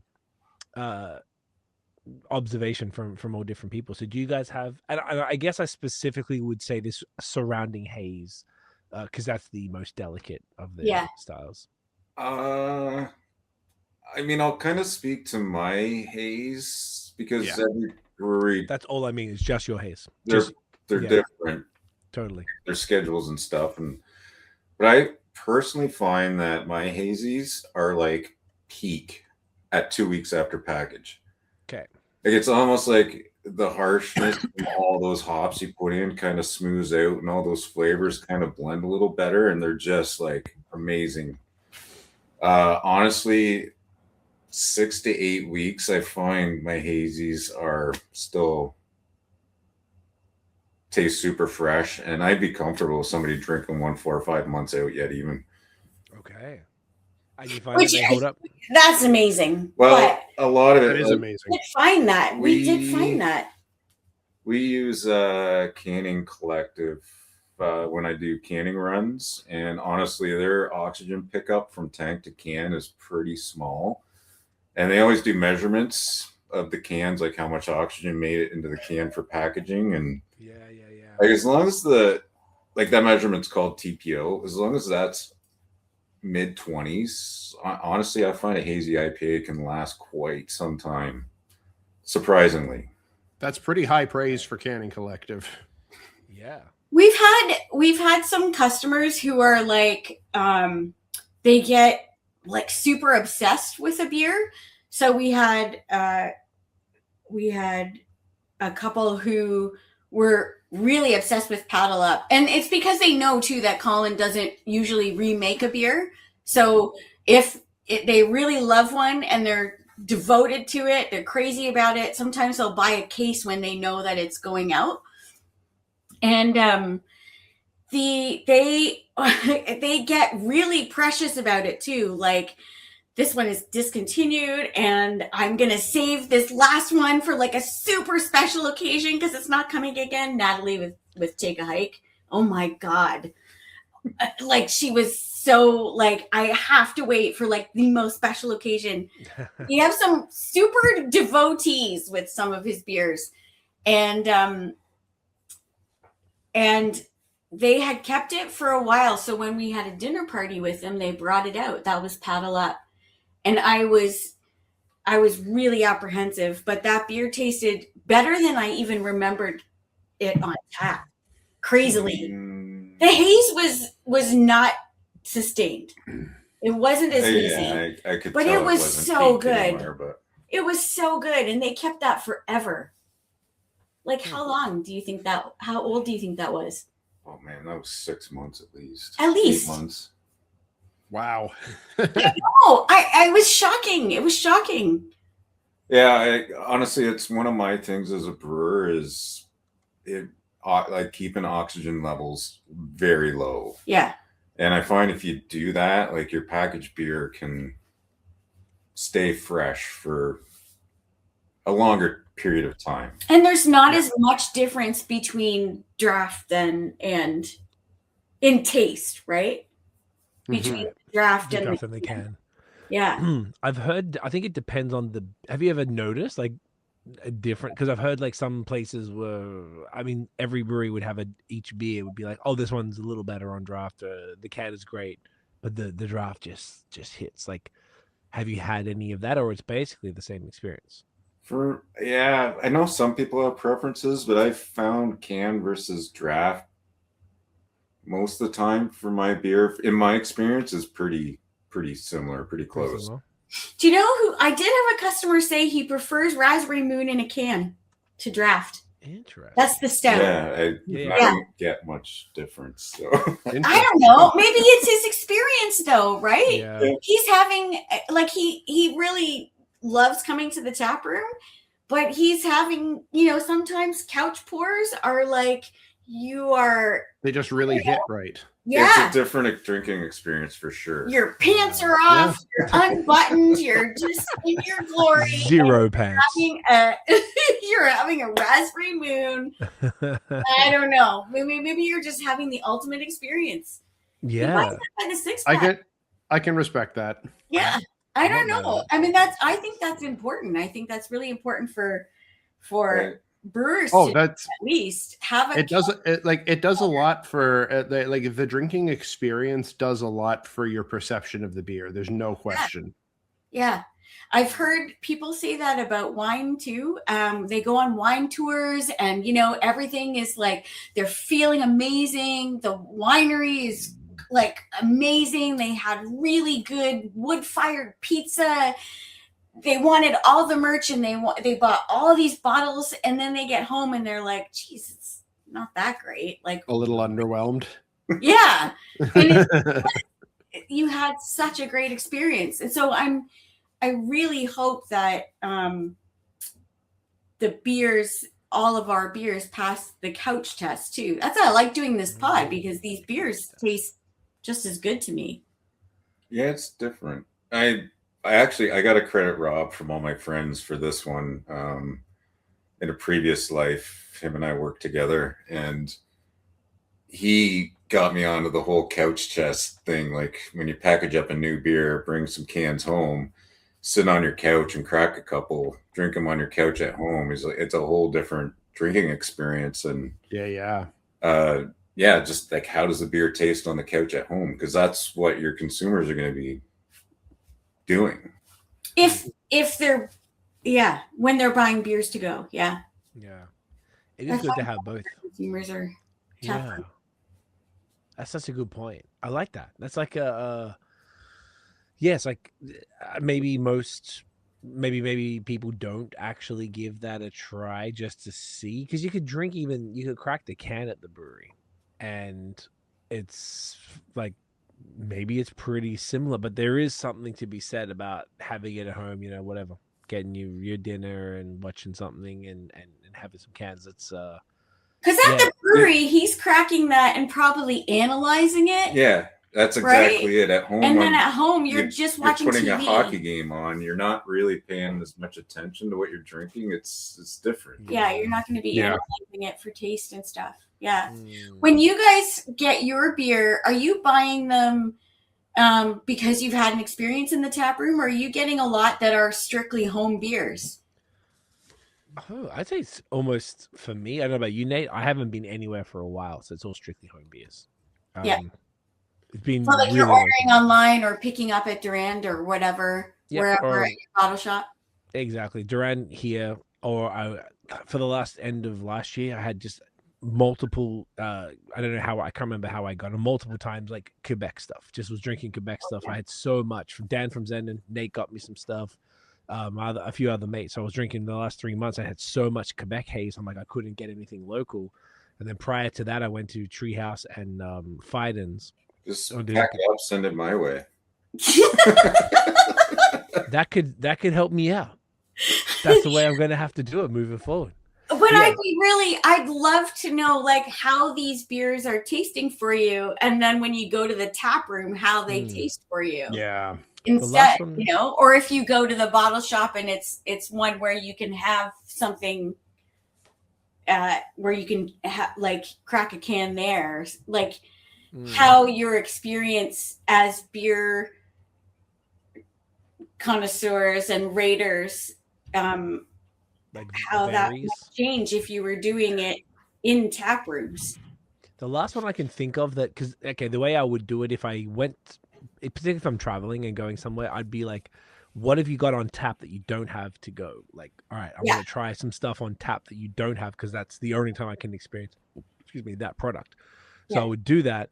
If it's, probably same as you, Colin and Nate, if we're drinking haze. I'm not sure about you, Steph, if that's your vibe, but if you're drinking haze, I rarely want more than one of them. Maybe two is kind of nice sometimes. Yeah. Depends on how, two is good. If my influx is pretty manageable, then it would be nice to have a second, just to see if the first one was, a little different. Maybe I had it when I was too many beers deep, or not in a good mood, or had a weird dinner that didn't sit well with it. All those different factors. Yeah. But then the last time I can remember, when I went to Fidens, I drank one on tap. I thought it was so good that I grabbed some cans of it, and the cans were great, but not quite as good as on tap. Yeah. That specific beer, or everything else I got were not things that I had on tap, intentionally so. So I would typically not experience both intentionally, just in the interest of being able to try more things from that space. But it's more from traveling just lately, since it's been busy and then the weather sucks. I don't know.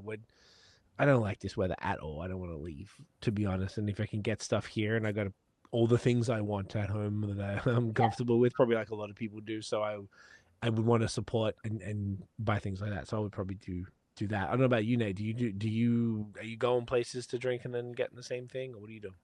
Yeah. So as a parent of young kids, I don't get out nearly as often as I used to, but I do still get out regularly enough. It's just more on a pretty very planned basis, and maybe once every couple of weeks kind of thing. But I go to my favorite spots locally, and I will enjoy beers on tap and then get cans of those same beers to bring home. And very often when I'm drinking beers at home, it's those kinds of things exactly like you were describing, where I'm sometimes I'm taking tasting notes, and I'm thinking about and I'm thinking about all of these things, like my brain's needing to work for it and whatnot. And sometimes by the time I finish taking notes, I'm already halfway through my glass, sort of thing. Every time. Whereas when I'm drinking something on site, I basically never take notes on anything. If I'm drinking in a tap room or at a beer bar, I'm purely just enjoying it. So on tap is almost always a more enjoyable experience for me. And that's when I'm out somewhere, at my favorite local spot, whether it be one of the local breweries or beer bars in town here, or when I'm traveling. And particularly when I'm traveling to places that I don't get to enjoy very often, I'm really just kind of soaking in the vibe. I never take notes when I'm drinking in a tap room, so it's it's a more it's really just kind of like a full vibe, whatever's going on around me, who I'm with, what I'm doing in the moment. So that is a more enjoyable drinking experience for me, for sure. That is beer to me. Yeah. Honestly, the sniffing and the flavors are part of it, but ultimately, to me, beer is a social beverage, and you just described it extremely well. Yeah. Yeah. But as a rater, as somebody who rates beer, I'd be curious to know whether or not, if you were rating at that time, your rating would change. Would it be more, because there are so many variables, and it is about vibe, and it is about what you might have eaten. I mean, it can make 100% it taste different, right? I guess we would try. So tricky when you're reviewing. It is, and that's probably why it's a little like something like Untapped's a little unfair sometimes, because it's like the level of subjectivity is insane. Oh yeah. But it's like, all right, you have it on. I take notes everywhere I go, because if I'm not going to have that beer again, I'm going to do my selfie and my little fucking review. So I'm annoying as hell, but I'll do it because I just want to document that situation. It's how I remember my life. I'm not going to lie. Like if I look back, I'm like, oh yeah, we went there then. That's how I applied for citizenship. You have to put every single time you left the country. So because I do all the beer photos, that's how I figured out when my dates. It's literally the only way. Otherwise, I have no idea, because I didn't know that. I would have written them down, but I didn't. So that was how I did it. So it actually came in handy. But it was, I feel like I'm thinking about it both sides. So I don't know if there's a massive difference for me personally, but I try and do the review as quick as possible. And Nate, I do the same thing. So the short cans, I'm like 3/4 done by the time I'm finished, and I got like 2 sips, and then I got to go get another one. I'm like, fuck. Yeah. Super annoying. The tall cans a little better, but I'm thinking about it both times, and I haven't noticed anything particularly negative. Sometimes like, if I don't enjoy it as much, sometimes I'm like, like if it's haze, I'm like, maybe I had it too fresh, maybe I had it too late, maybe I got not a great can, maybe they had some DO issues on that run, or whatever it is. Lagers are a little more consistent across the board, probably because there's less that can go wrong. But yeah, I don't really find that there's a massive difference, because I'm going to be reviewing. Depends if I really couldn't be asked, I'll intentionally pick things I've already had, which would, if there's things that are good, I'll have them in the fridge. So I'll be like, yep, sweet. Let me rock that tonight, because then I don't have to review it, and I can just pour it in the glass, take one photo for Untapped or whatever and stories, and then I'm good. Don't have to worry about it. That's really nice. But you gotta, but like, you got to admit that sometimes if that's if that's what the vibe is, there is something freeing in that to be able to be like, you know what, I can just enjoy this one right now. I don't I don't need to think about it. Like I can really just enjoy this one. I love it so much. Yeah. That's why it's kind of cool. I find that more, I don't know about, this is kind of a question / statement, but like say like whenever Nate goes to Tooth and Nail or whatever, and he's like, yo, do you want anything? I'm like, fucking yes. Get me like basically 2 of everything, because I could have them in the fridge and I don't have to think about it. Yeah. I love that I used to not like that because I wanted to try new things. Yeah. And I've really enjoyed having, and it's more on the lager side than the haze side, because it's just worked out that way. Unless you like get the forced 4-packs, when then you rate the first one and then everything else you're just enjoying. But yeah, lagers have just been like a real pleasure. And I found that if I got a bunch of short cans or whatever, I'd have a few of them, 2 or 3 before I get into haze, because I don't have to do anything. Just do the one little, and it's the freeingness is nice, particularly if I'm tired or just maybe I'm trying to watch something. And Tiff and I take 5 hours to watch an hour-and-a-half movie because we keep watching Everyone hates watching movies with us. We're the worst. But together, it's fun because I'm like, pause, gotta go to the bathroom, and then she's like, cool, sweet. She's doing something on her phone or computer. Now I gotta get a beer. She's like, no worries, take your time. It might be 20 minutes later by the time I got on the beer and poured it, taken the photo, done that, edited it, wrote the fucking thing, posted it. But we don't care. It's fine. But Tiff's mom is like, oh my God. Whenever she comes over and stays with us, she's just like, you guys suck. See, this is why the taproom experience is the best, because there's nothing else you need to do or nothing you can do really except for be in that moment. And I found that because of that, sometimes I'll skip even reviewing anything. I'll take one little photo for Untapped, even if I hadn't had it before and I want to do the review. Yeah. I won't do it because I'm around somebody and it's too awkward to keep doing all the thing. And I'm just like, I just would rather talk to Steph right now rather than do this. And I just sit there and, sometimes you would swap that out for doing that. But I always think of it as like I'm doing promo for the brewery. So I'm always like, try to, but I don't know. Sometimes you just want to just like, I'll do like one. Like I think on the brew day, I did the Ember, the red ale. Ember was good, yeah. And then we had more beers, but that's all I'm reviewing. Everything else is like I'm not dealing with it because I just want to talk to you guys. Yeah, and it's one of those. So, I think that has been for me. Like, yes, there's so many breweries that have really, really good beer, and we do have really, really good beer. I'm not discounting that in the least, but what makes a place different, what makes it different from every other are the people, right? So if you just want to hang out with us instead of like rating the beer and stuff, and that's what you talk about after, I think that's like a fantastic support and advertisement of the brewery. Yeah. That's just as much, if not even more.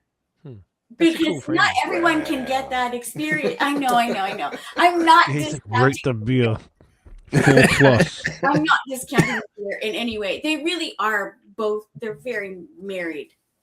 The tap room and the brewery, like the beer and the tap room. Well, the idea would be to drink it there, have the experience, and take the same beer to go, like what Nate was saying that he does. That would be the optimal thing. At the end of the day, because then you can do all the ratings later and you can enjoy it on premise, on tap, and have those conversations in the environment that which the owners curated for people to experience their products in. Yeah. That's probably the best way to do it at all times. Sometimes what I do, say if I get the ones to go, which once again doesn't happen all the time, but I'll take the photo there, but I'll just review it later when I drink the can, but I'll use that photo. So I'm like, hey, I'm drinking it from the brewery because I want to promote I'm just like, because of this, we promote the brewery. And I don't know, I find it valuable. I think it's like, there is value in the out because then you're going to rave about it still. So then you get to do best of both worlds. You get the photo, which takes 2 seconds to take. You have to retake it or even look at it. Yeah, good, cool. And then put it aside and then get back to talking. And then post that photo instead, and then drink the can later on and get those tasting notes, or take sometimes 1-word things if I need to really do the thing. Nate's probably I don't know if you do that at all, Nate. I stopped doing the 1-word thing. I do it all at the same time because I found it took longer. But worst case, that is a good way to do it, just to make sure that people are doing, because people maybe don't do what I do or what Nate does when you do your post, but a lot of folks do it on Untapped, and they might just have a quick sentence, so it doesn't take too much. If they're not doing any other in-depth content, they can just post on Untapped, write their one sentence. Piney, resinous, juicy, loved it. Whatever. Most of the Untapped reviews I see are no text or one sentence. Yep. Like the vast majority. Yeah, they just rate it and or they just give it how many dots or whatever it is, and Yeah, and there's not a lot. Not too many not a people lot of seem to go justification. super in depth on Untapped. More so on Instagram, I see more tasting notes. Mm-hmm. That's what Nate's referring to, was like this sort of more in-depth sort of Yeah. just like a subjective sort of like, this is what I'm tasting. I enjoyed it. This is great. Yeah, Exactly. Which bounces. And lately, I've not to belabor a point, but like with young kids as I've got a lot less time to be to be writing long posts as I used to. So it's a thing of, I've freed myself from the burden of taking tasting notes with every single Like procreating. with every single beer that I have at home. So even the ones that I have at home now, I'm enjoying more kind of burden free. I'm more selective about the ones that I actually bother to take notes on and will actually post about. I used to take notes on every single beer that I would have. I'm way past that because I just don't have time for it anymore. But the ones that I do. What's that? You're really good with stories, like you. Like I will post. I will post stories on almost everything that I have. It's just more the ones that I bother to post detailed reviews about. That I'm more selective about, and that just makes it so that like the ones that I care to write a detailed review about, those like here I'm going to dial in. I'm going to take some good notes, and this one I can do a good post for, and that just allows me to enjoy the process a little bit more. Yeah, that's dope. Yeah, I like that. Speaking of enjoying the process, you want to have another beer? I think we should have another beer. What are we doing, legends? What are we feeling? Do you want to keep on the haze train? We got a lot. We're only we have 3 in. We got 4 to go. Raspberry Moon. We have the sour. Do we have Solo Trip? Let's lean into Solo Trip. Yeah, let's see the Solo Trip. That's what I would have said. Yeah. That's the one that makes the most sense. The single hop Riwaka IPA right here. Come on, there you go. Look at that. Just a person in a canoe right there. Yeah. I feel like so this is our 3rd iteration of Solo Trip.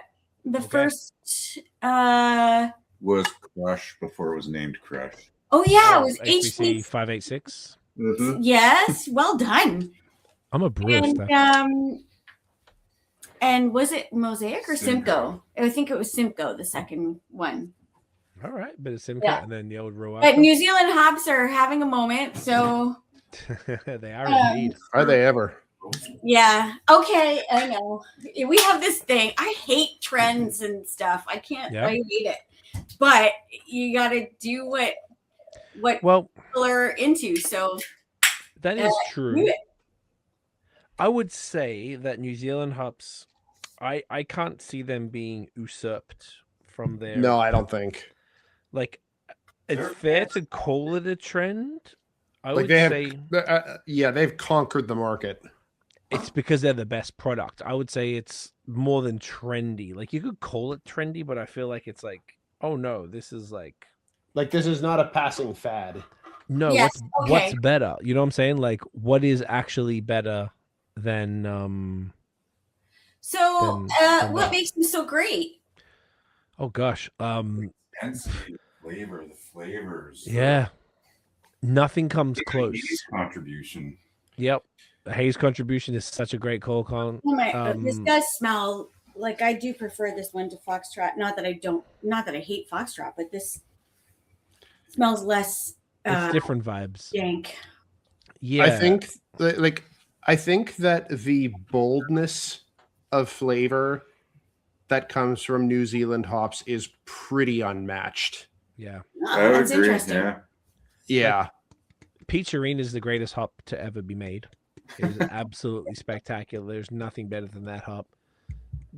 What these hops can do compared to say everything, all their predecessors. So the really in that realm, because obviously there's a European noble hops and everything, but the Pacific Northwest and the Australian stuff. The Australian stuff had a moment for sure. Galaxy was the GOAT in the 2010s. Then it went bad, and I don't know if it went bad I think it went down at the same time the New Zealand hops came up, and I don't know what happened, but just everything like Nelson was probably one of the earlier ones. I guess Riwaka and then all these. But while you're talking about Aussie though, like don't discount like Vic Secret, like and Eclipse, like those had a pretty big moment too. That's a really good point. Enigma. Galaxy was the big dog. Secret, to be honest. The which one? Big Secret. You still like it? Yeah. Yeah, I don't think it's shit at all. I think it's great. It's just nothing on this.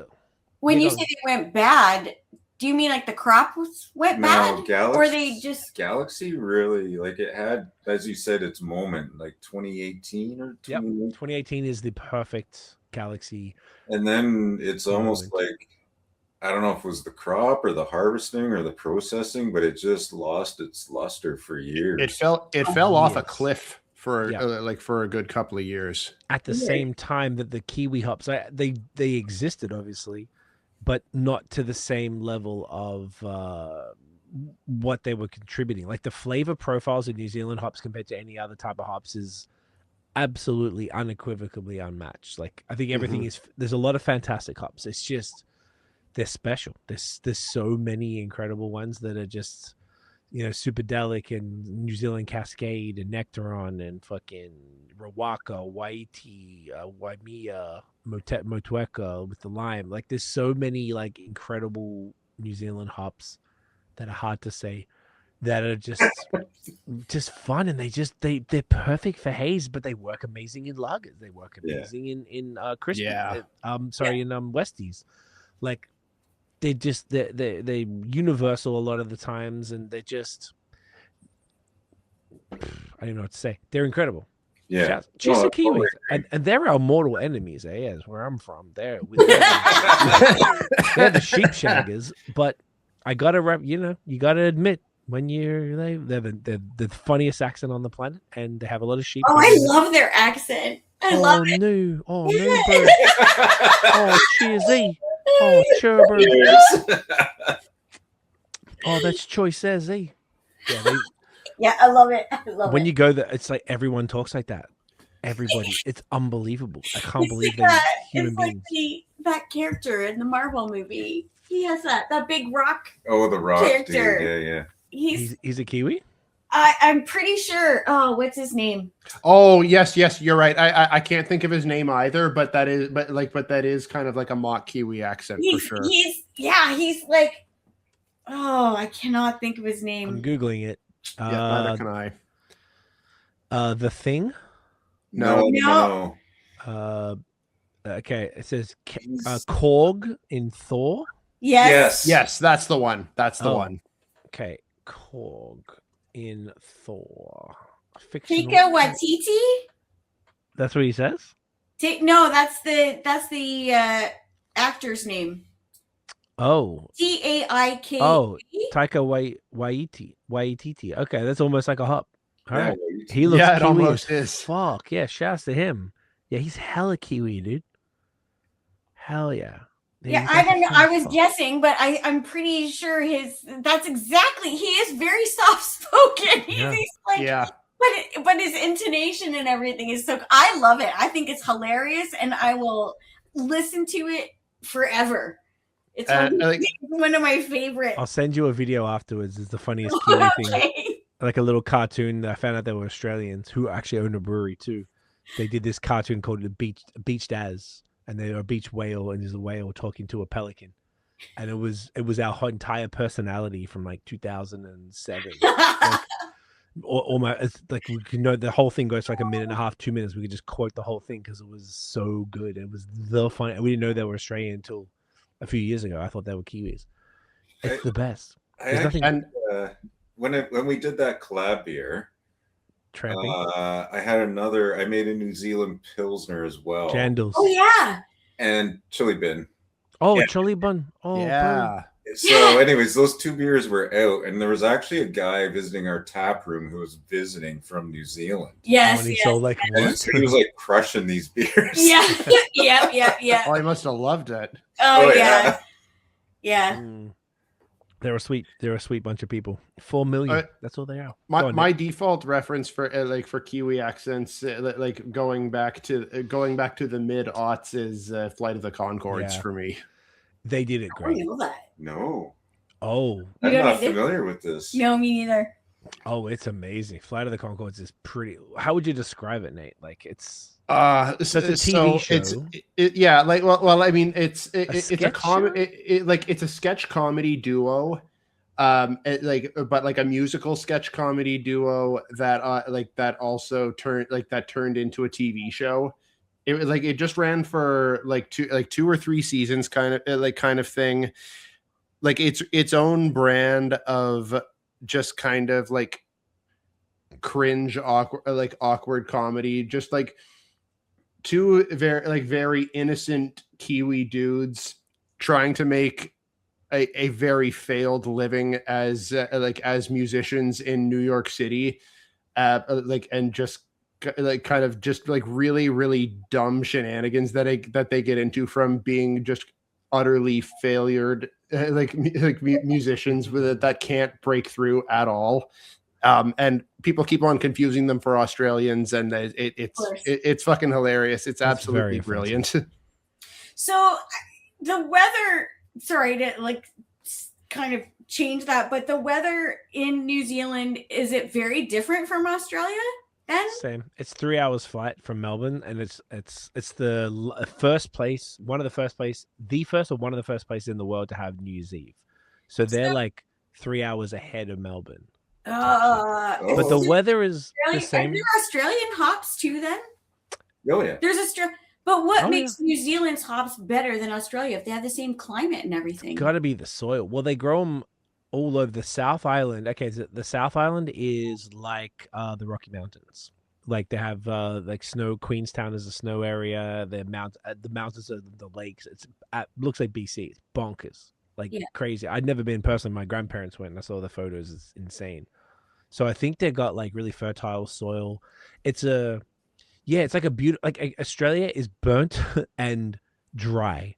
Yeah. We used to have this thing they'd send in the mail. There was a timer, like an hourglass, and it was 3 minutes, and you had to put it in your shower, and you're only allowed to take 3-minute showers. Yeah. If I washed my car with a hose, my neighbor could call the police and snitch on me. Yeah. Like I had to have a bucket and a sponge. If you put a fucking hose on your car, you would get in trouble. We got a water shortage. All the grass is brown. I went to New Zealand. There's fucking sheep everywhere, and everything's green. I couldn't believe it. Just hills and sheep, and it was wonderful.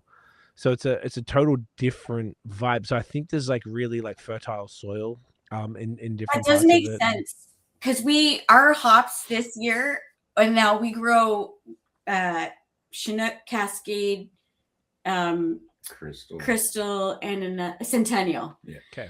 And they were so spindly because we had such a hot, dry summer. Super dry. We never had rain. Yeah. It was crazy.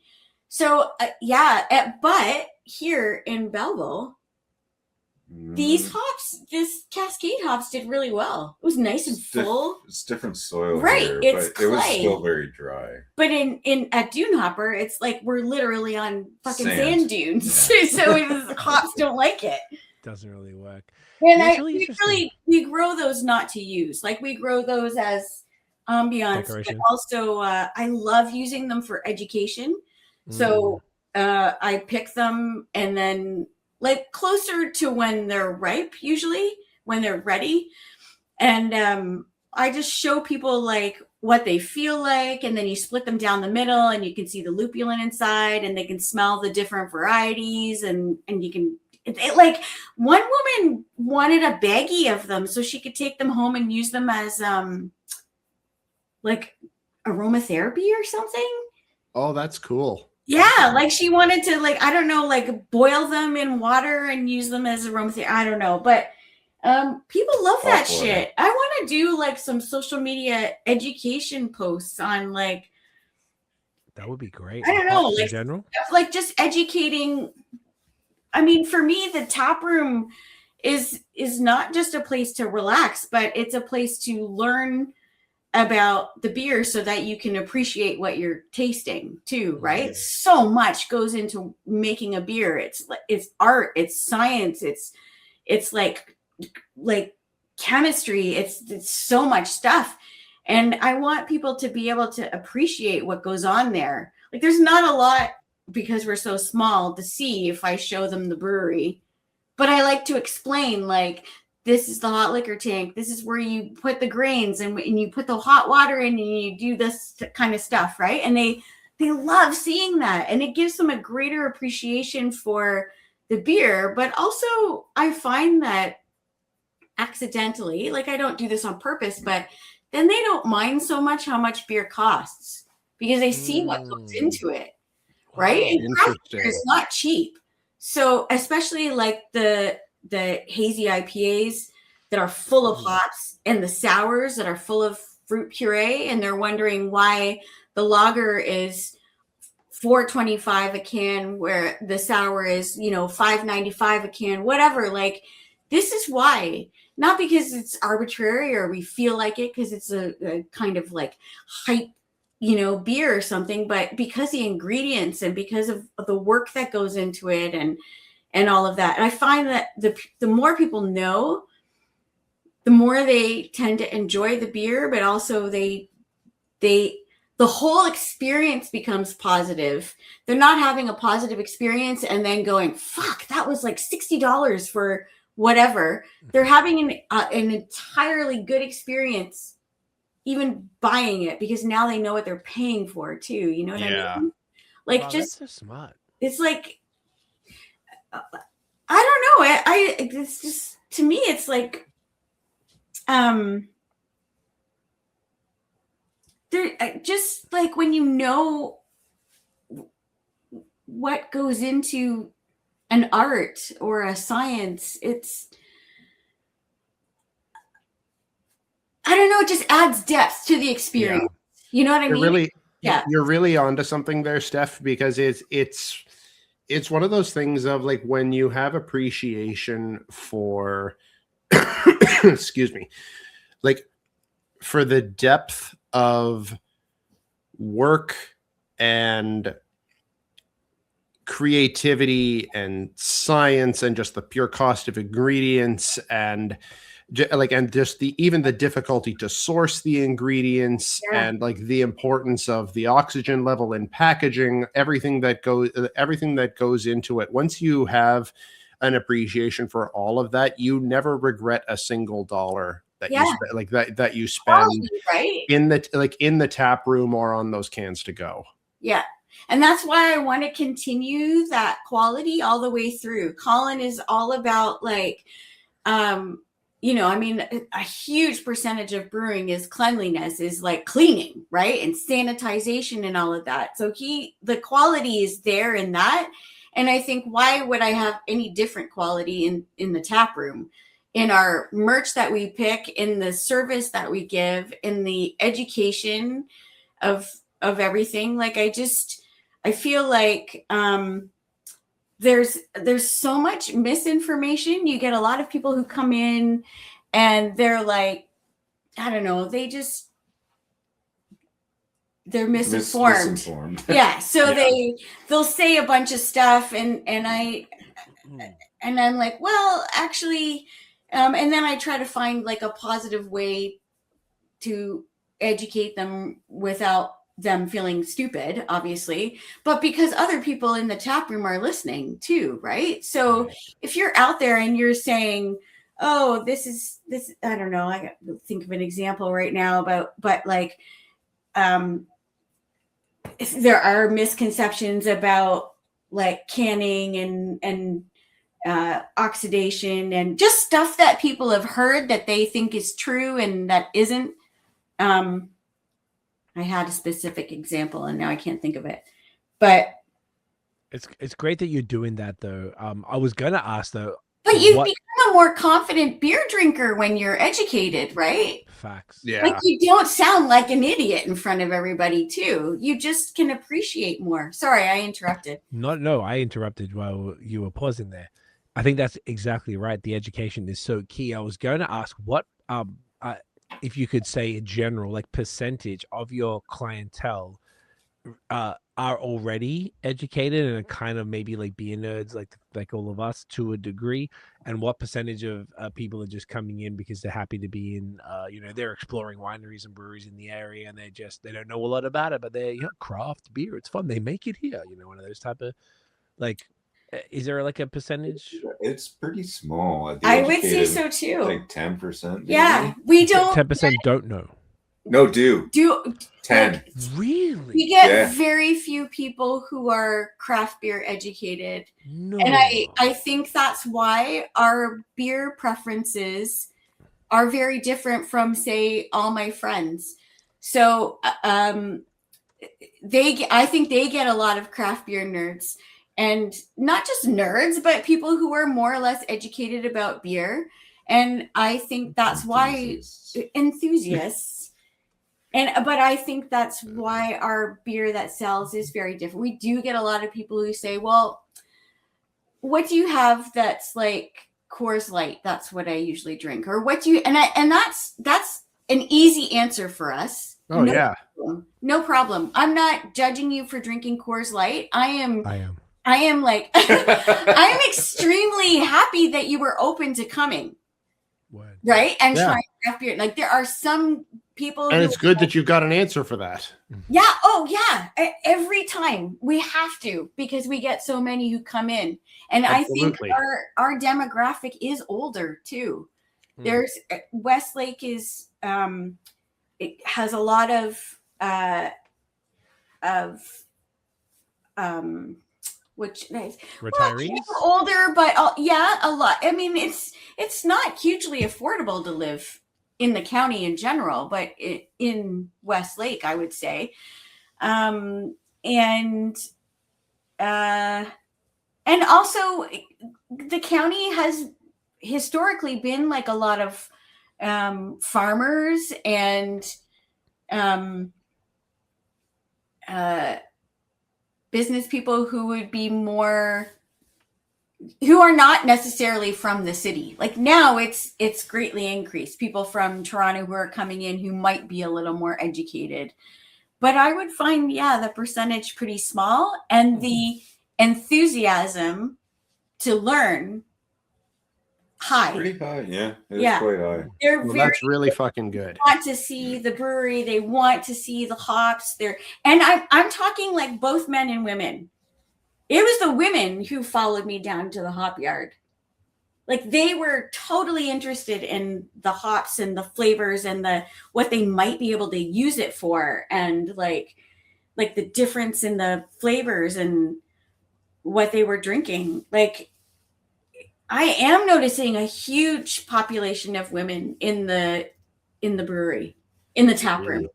Yeah. Like they are increasingly drinking craft beer, and I'm talking like IPAs, sours, not necessarily lighter percentage. I love that. That's awesome. Can we put a brief pin in that, and we'll go visit the old bathroom real quick? Yeah. We'll be right back. And we are back. And we're back. Yeah, we are. I don't really want that in a Kiwi accent. And we're back, bro. Oh, we're so back, eh? We're so back.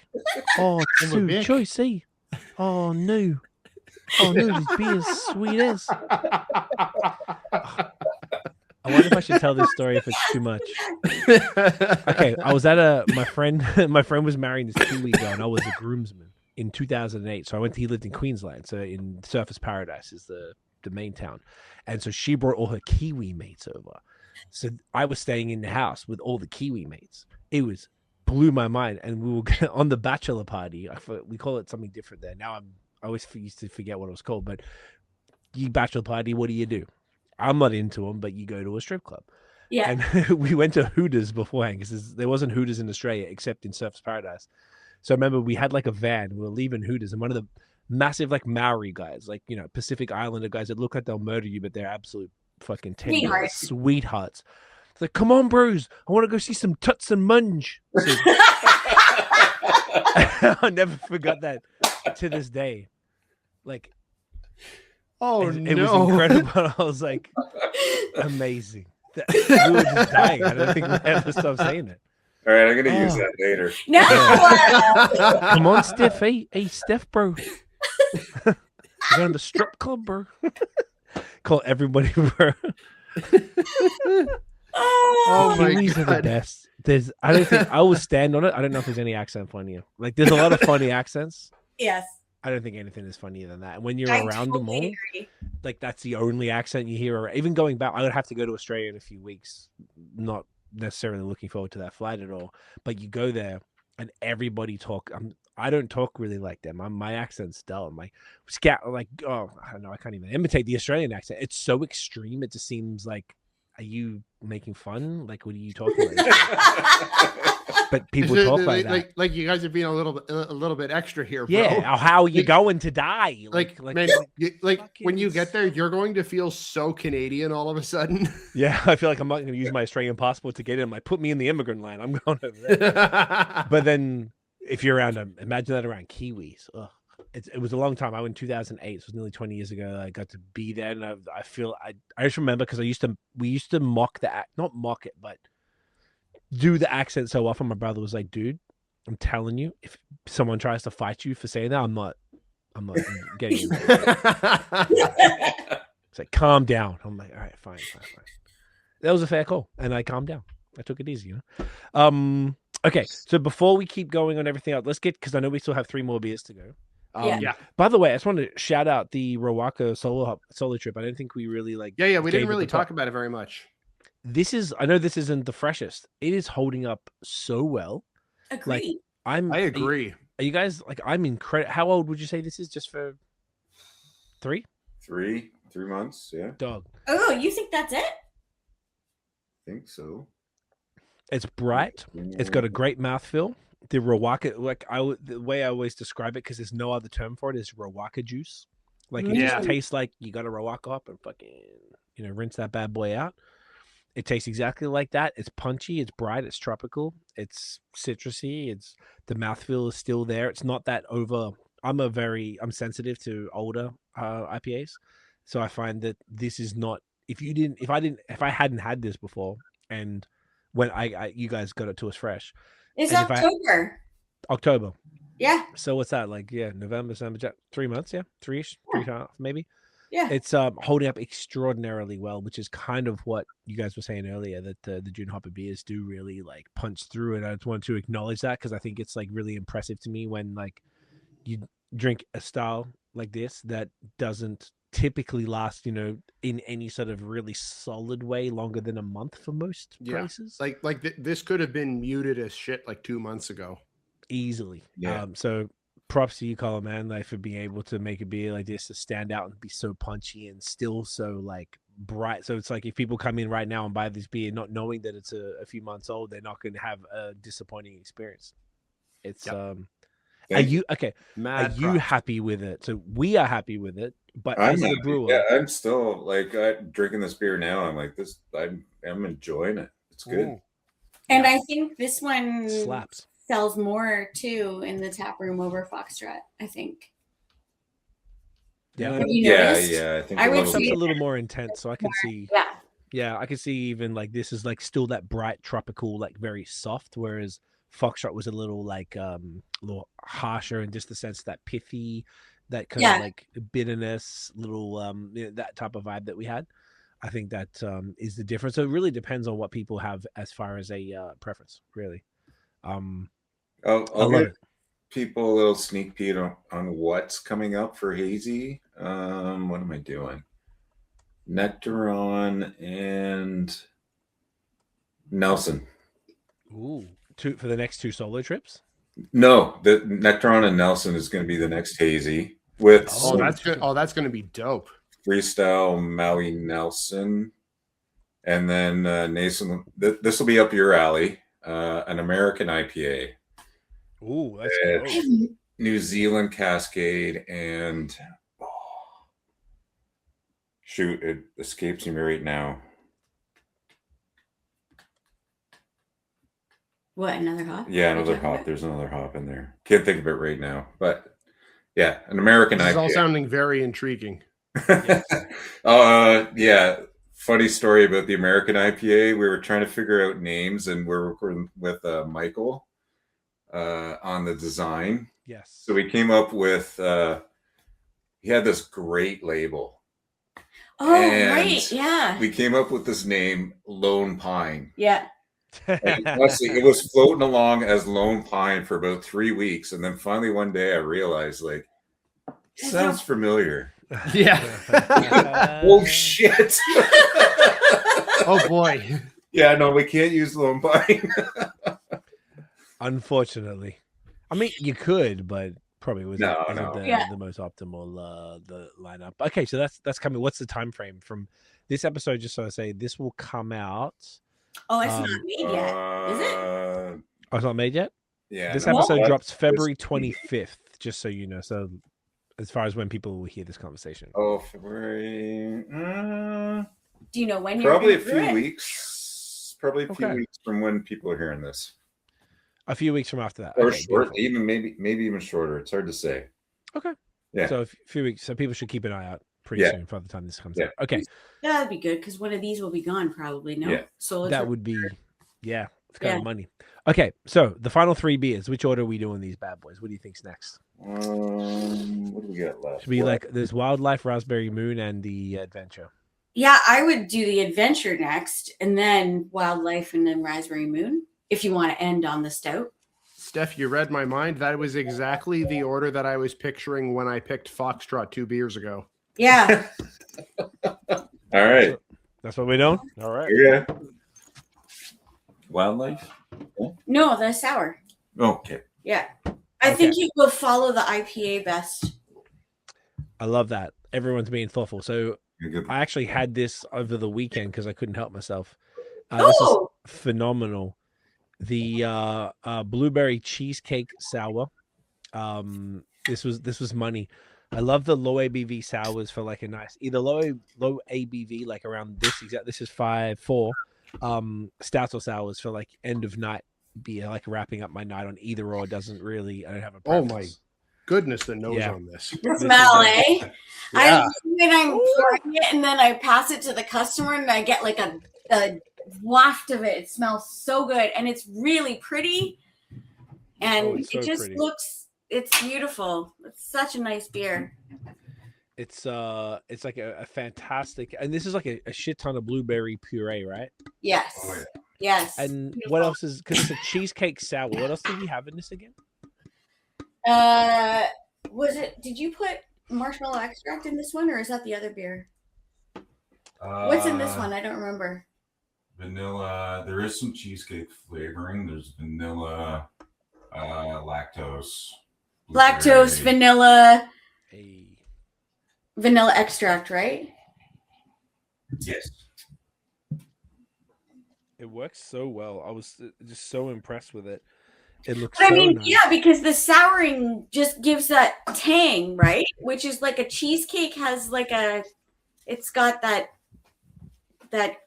tang to it. Yeah. Yeah, of course it does. Yeah.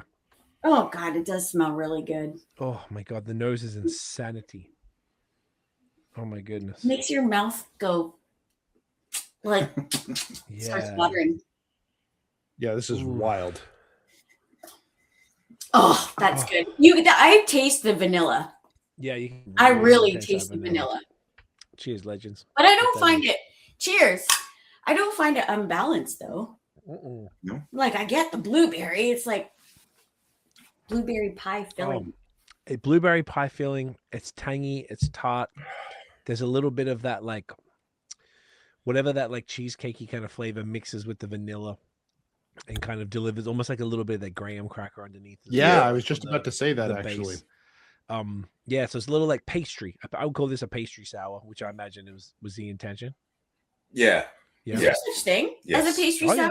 Yes. Oh, really? Yeah, pastry sour's a thing. Wow. Oh, All for the sure. kids are drinking it these days. Oh yeah. Oh, yeah. Yeah, it's very cool. It's once again lower ABV, so it's very very approachable, which is sounds like it's really like that's what the taproom consumers really want. Yeah. It's just fun though. Like I like we were talking earlier, joking a little bit about fun beers, but this with the lactose and all the different fruits and silly things, trying to make a blueberry cheesecake beer, but it's you nailed it, dude. Like it's so nice. This whole adventure, we've had a few from this adventure series. It's such a great series. So this is adventure series is all. Is it a pastry sour series or just a sour series? Would you say? Officially, it's a sour series, but honestly, a lot of my sours you could probably call them, yeah, They're a little dessert sours. Yeah, they're not. Yeah, they're not. The focus isn't on the sour; it's on the fruit and on the tartness rather than the lactic acidy that you get in your throat. Yeah. I find this one a little less tangy, like a little less, that. The actual pH of this beer is lower than the other sours I've done. Shut up! Yeah. For real? It's just balanced out by all the everything else going on. Thing in there. How do you get the Graham kind of vibe that's going on here? Like it feels like there's a base. Biscuit malt. Biscuit malt. Oh. Yeah. Interesting. Is there any supplementary spices, cinnamon, Nope. type shit? No spice. The biscuit malt carries that across, and if you use that alongside the souring yeast and the fucking the blueberry puree, it kind of and the vanilla. Well, yogurt. I use yogurt to sour. Oh, yeah. Like you taste that. I feel big like time. Now you say yogurt. What? So you chuck yogurt in the fermenter? Kettle actually. It's a kettle sour. So some breweries will actually buy lactobacillus bacteria to sour beer. I literally go to the grocery store, buy yogurt, and throw it in the kettle. Pull it at between 40 and 45 Celsius. Usually within a day, it brings the pH right down to kind of where I want it. Wow. And then boil it and finish it off like a regular beer. No shit. Literally. It sounds gross, but it's just like Balkan style plain yogurt. No, Greek yogurt. Greek 0% fat yogurt. Yeah, because the fat content would change things. I have my favorite brand. Yes, you do. Yeah. Okay, and that does it matter? Is it vanilla or is it plain? No, just plain 0% fat Greek yogurt. Okay. That's what I use for sour. Like that's what makes the beer sour. That's gone in every sour beer we've made. Yeah. And then if you want vanilla or something, like we've got lactose, but otherwise there might be a vanilla. Vanilla's added in the tank. Okay. Yeah. Okay. So then I would have, if I had to guess, I would have assumed that the yogurt would have maybe been vanilla yogurt as opposed to plain Greek yogurt or whatever. And I didn't think that, even just all of that aside, I just didn't even think a yogurt would get it across the line. Like that's crazy. It's in the best way. How big is our tank? The fermenting tank? Well, the one for a batch your size, yes. It's what, 6 containers of yogurt? 6, like the large containers of yogurt? Yeah. 6. That's what I use for souring. And then, so that's for a batch of how much beer? By the time it's packaged, about 10 heck. Okay. So 1,000 liters. With 6 containers of yogurt. Yeah. But I think that if you get flavored yogurt, there's a lot of sugar in it. And then you get there's elements that are important in beer that you need to control, right? Like the sugars and the flavor and stuff like that he would have to take into account. I think you'd have less control over your fermentation, like the sugars. That makes sense. Your flavors, maybe if you used flavored yogurt. And I don't know what else is in them. What else is in flavored yogurt?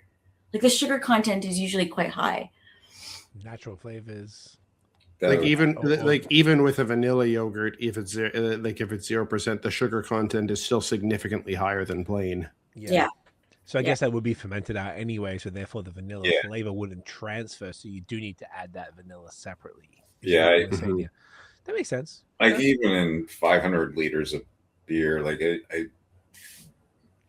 I don't think the vanilla flavor from 3 containers of yogurt would do anything. Yeah. Yeah. Interesting. Is this so this is like the first time I've kind of heard about it. Is this a common thing? It's not uncommon. I mean, I don't know who's all doing what, but I know there are breweries out there definitely using yogurt to sour their beer. It's cheaper, isn't it, than buying the lactobacillus to sour? Yeah. I mean, cheaper is better. Yeah. Not always, but if you get the same, the same result, then of course. Yeah. Yeah. Do you? Interesting. I mean, yogurt is made from lactobacillus bacteria. Right. So I'm literally just buying the yogurt and dumping that in. It's not pasteurized or anything, so the bacteria is still there. The only thing is then you have to say, especially, well, you've got lactose already, but then you do have to say it contains dairy. Yeah. So it is I an do see that on allergen, the can. right? Yeah. Like there's no, because some will use dairy-free, like soft serve. No, you're talking. Is that for? You're talking smoothie sours. Am I? Yeah. Well, smoothie sours just have the puree not filtered, no? But it could be quite the same. They could have lactose. They could not. Yeah. Yeah. Smoothie sours, it's basically unfermented puree.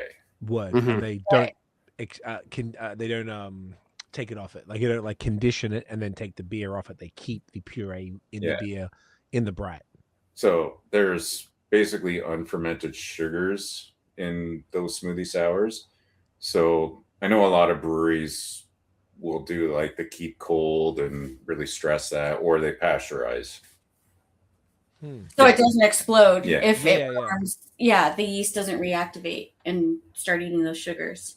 Mm-hmm. Yeah. Not everyone has access to that, so we'd usually have to offshore that as such, like contract that out. There's only so many breweries you can afford those. They're like a milli, from what I understand. They're not cheap for the big ass pasteurizers. Like Collective has a massive one. I saw Cowbell has one. Yeah, Royal City has a mini one. There's ways you can do it on the small scale. Yeah, I've heard. Yeah, that's what Small Pony does it on. Does it on the small scale. I know he's described it before. I can't think of how to actually describe it, but anyway. Okay, I love it. Well, this is like fantastic. This is such a great beer. It's awesome. How often is this series? Oh no, you go. No, I was going to pivot onto a different subject. So if you had a question on the same one, you better go ahead. The last one would just be like, how often is this one around? Do you get new variants of the Adventure series? Is that a year-round thing, or is this one sort of like from before? Pretty much always an Adventure sour available. Yeah. Okay. I mean, When one's the done, odd the time other will be one's sold out, but yeah, once this one's based on forecasting, I think it's going to be gone. Like I'll plan the next one and try to make sure it's available like around the time this one runs out. Gotcha. That's But why it'll be a new flavor the next time. the way you say "oot" is so fucking Canadian. Since we it's oot. Ooh is amazing, dude. That's like textbook Canadian. I didn't hear it at all. Oh, I hear it every time anyone says it. I didn't hear. I didn't hear it either. Because I didn't hear it you either. say it too, you fuck. It's only because we're talking about Kiwi accents, and I was like, I think it's like a right time to bring it up, and I love it. It's endearing. It's very Born and raised. Prep the Carry Care Perk. Yeah, you guys are the best. I love it. Ooh. Whatever does it. Oot and a boot. I think I just say out. Nah, well, It ferments out. If you say it, Steph, I'm gonna call you out. Don't worry. Okay, I hope you do. I will. I'm not picking on Colin here. He just was like, that was a strong oot. That was a fucking oot right there, dude. It's one of the most wonderful things about being a foreigner living in Canada. Like, people don't notice it. No, I would love to hear what our accent is. You picked that one up like a sniper. Oh, dude, I can pick it up from anywhere. It doesn't matter where it is. I can hear like a half a syllable and I can pick where they're from most of the time. I don't know why. I find that I don't know. Maybe I feel like North Americans don't have as much of a nuance with accents as I found Australians. I think I have a pretty good ear for accents, but but it's mainly because like I consume a lot of British and European content. So I have more of an ear for it. Like I have more of an ear for it than most. But but you would definitely have more of an ear for picking out North American just kind of intricacies than I would, for sure, because it would sound more distinct to you than it would to me. I think that's what because I talk about this with Tiff and different friends here a lot. It's always when I worked at the Apple store in Toronto, it was like everyone came in and no one ever. It was very like 1 out of 1,000 people got it right, type of thing. Like, you're from Australia, or some people even said you're from Melbourne. I'm like, whoa, who are you? Like, how did you? Yeah. I would get everything under the sun, and no one would ever pick it. South African and different types of British stuff, and But because I guess Australians have we are a British colony, just like Canada is, but you got a lot more Brits that are like my uncle is from England, so I'm around that all the time back there. And then you have a lot of South African mates, so like a Horde and Force, like these guys are talking funny as fuck. And then when I came to Canada and I started like, like all the like, what are you talking about? You parked carrying a care park, like it's so like okay, I just like it's so funny to me because everything is so foreign. You're like, what? Then you go to the States and like you hear them do it. I'm like, oh wow, they're even funnier. Yeah, and it's like even within Canada, I had to learn about the Newfoundland. But anyway, we can talk about accents all night. It's never-ending source of entertainment. Is quite distinct. They might as well be Irish. Oh, yeah. I don't believe they're not Irish. Like, they're just fucking Irish people. They just. I'm sorry to deflect from all that. What were we talking about that wasn't nonsense? But I took it. I think Nate was going to go down a new. Yes, we were going to go down, and then I went silly Nate. I was just talking about the adventure series, and then Colin said, "Oot." That's what it was. Yeah, that's what got us all derailed here. I blame Colin personally. But it's his podcast, so it's okay. Where were you going to go, sir? Yes. So I wanted to come back to a question that Steph brought up 2 bathroom breaks ago. No, because it was a really good question, and I really wanted to make sure that we didn't have the full conversation off air.